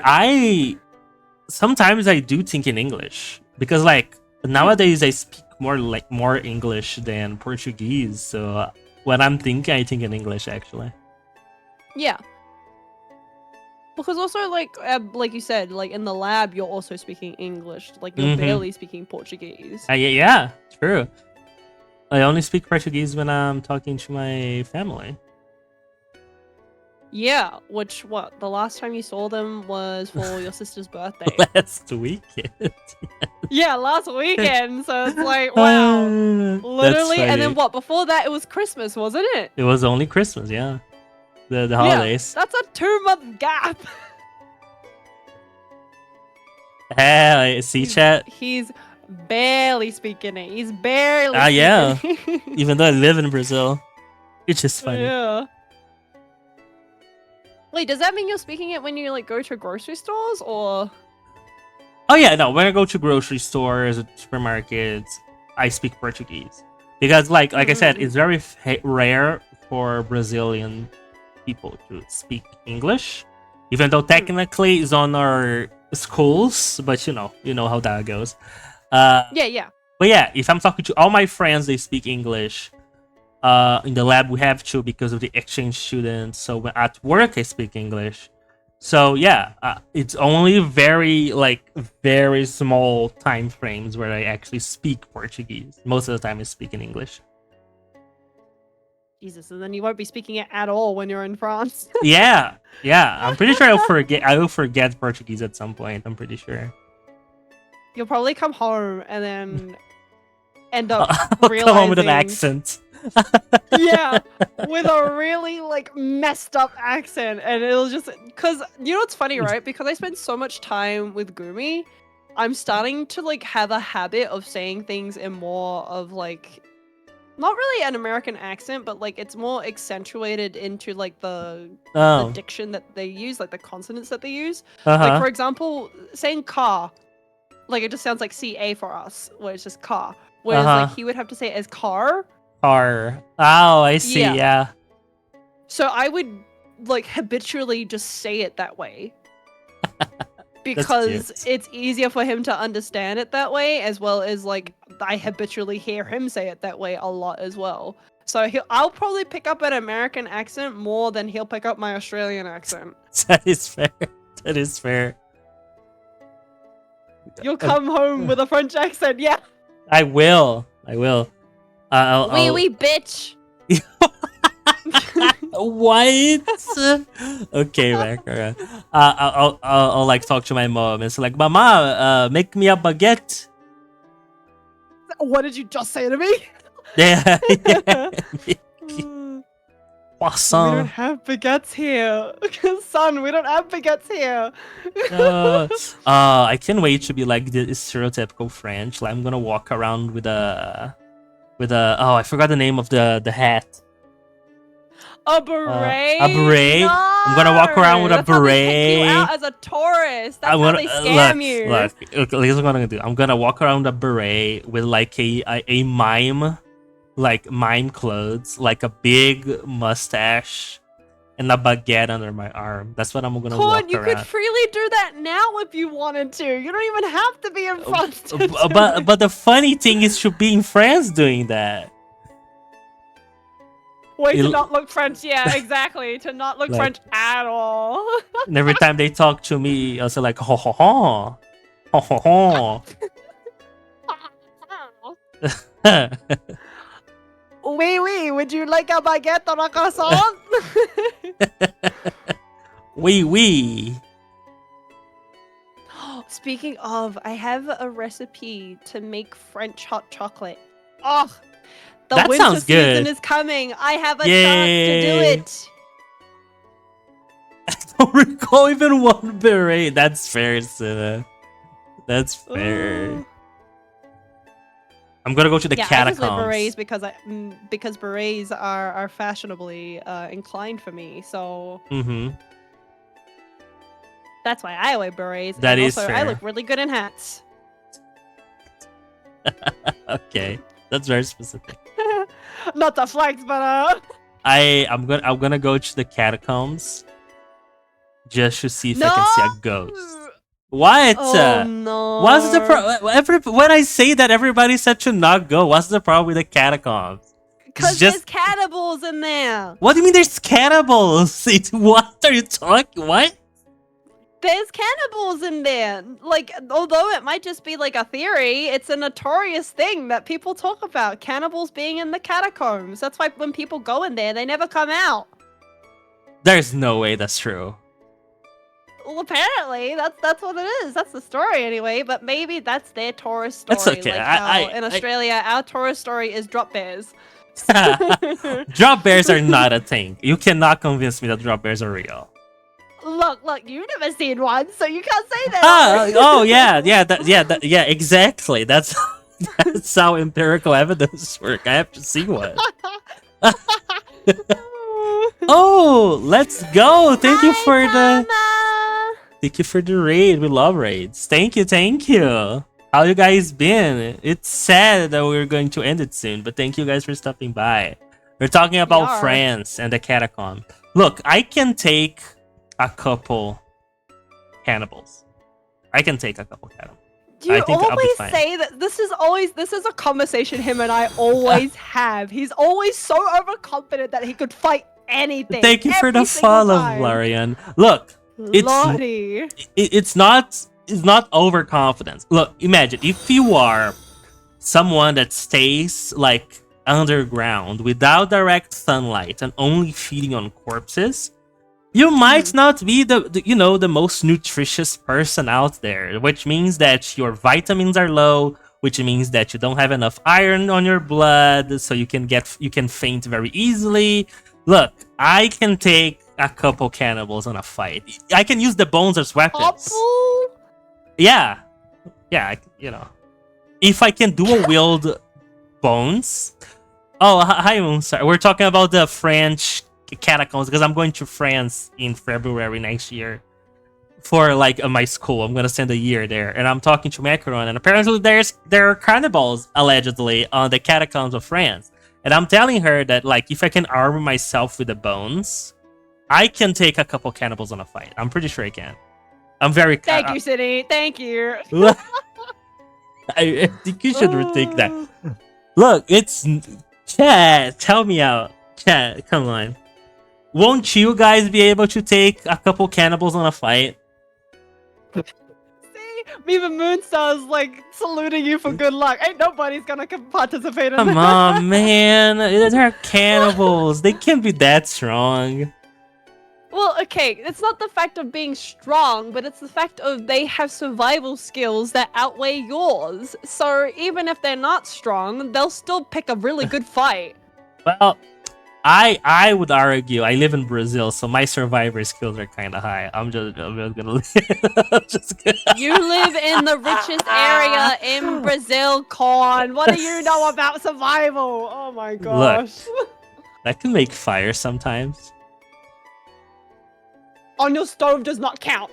Aw, man. On your stove does not count. Oh, man.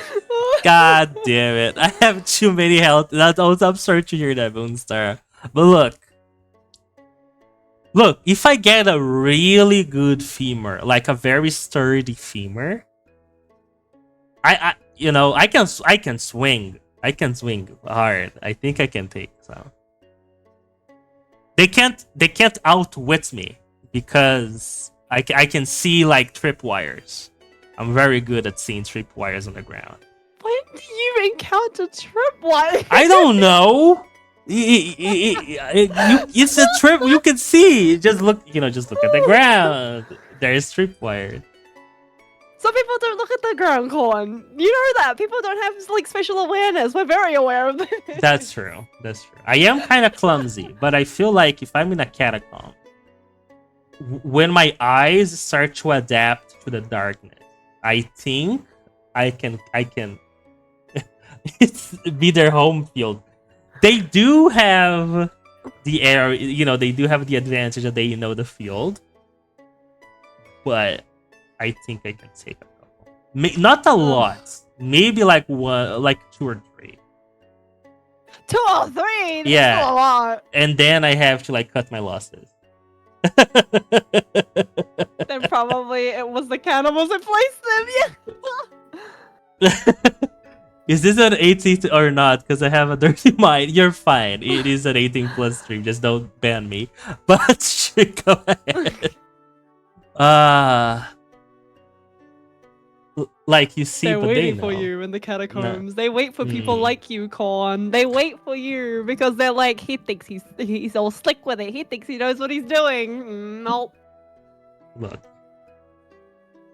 depends of like what I'm bringing to. What if I'm bringing like a cannibal repellent?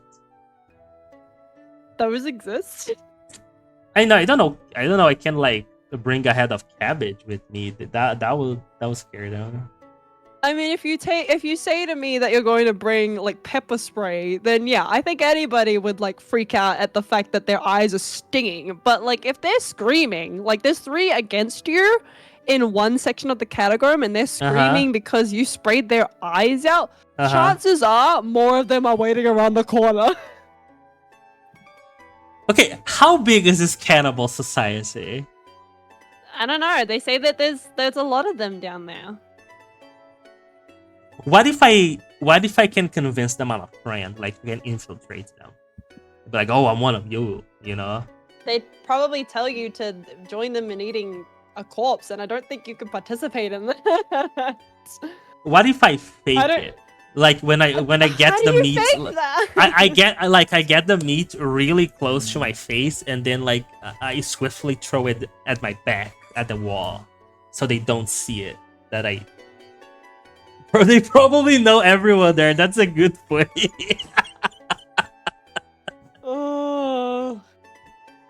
Chat, You see, they will know. They will know. chat. I'm sensing some kind of bias in this discussion. So Bias in this discussion. It's just look. If anything, the bias is you on yourself and the fact that you always think that you can take on anything. That's your problem. Oh my goodness. That's fair. That's fair. Like a clan. Yeah, that makes sense. The people who lived in the rich area always make consider survivors because exactly, Moon. Exactly. I'm just saying, based on my opinion, that's fair. We're realistic. You wound me, Sina. You wound me. Oh, okay. We're gonna end this conversation and the stream on We that need note to end this. because Yeah, I need to go. I can't take any more of your I could take them shenanigans. He's always like this. Jeez. Oh. One of these days, if I come to Brazil, one of these days, if you tell me, like, I don't know, there's like an abandoned building, and your notion is if there's something in there, I'm gonna take it down. I'm gonna leave you behind. Cannibal brain rot. That's funny. Yeah, okay, Macra, I believe you. I will actually leave you to survive on your own. I will not be participating in that. God damn it, chat. God damn it. Are you gonna keep streaming or are you gonna end as well, Macra? I'm going to wrap this up because I have a friend that I have a big catch up. Ooh. I hope that she's online. Yeah, it's been months and we're doing a really big catch up. That's good. That's great. Yeah. All right, I'm chat. excited. I'm really excited. Hell yeah. I'm gonna raid. Oh, Pi is streaming. I'm gonna raid Pi. Pi, Ooh, not a I should K. read Pi as well. Okay, let me go to her channel. Pi Nota. There you go.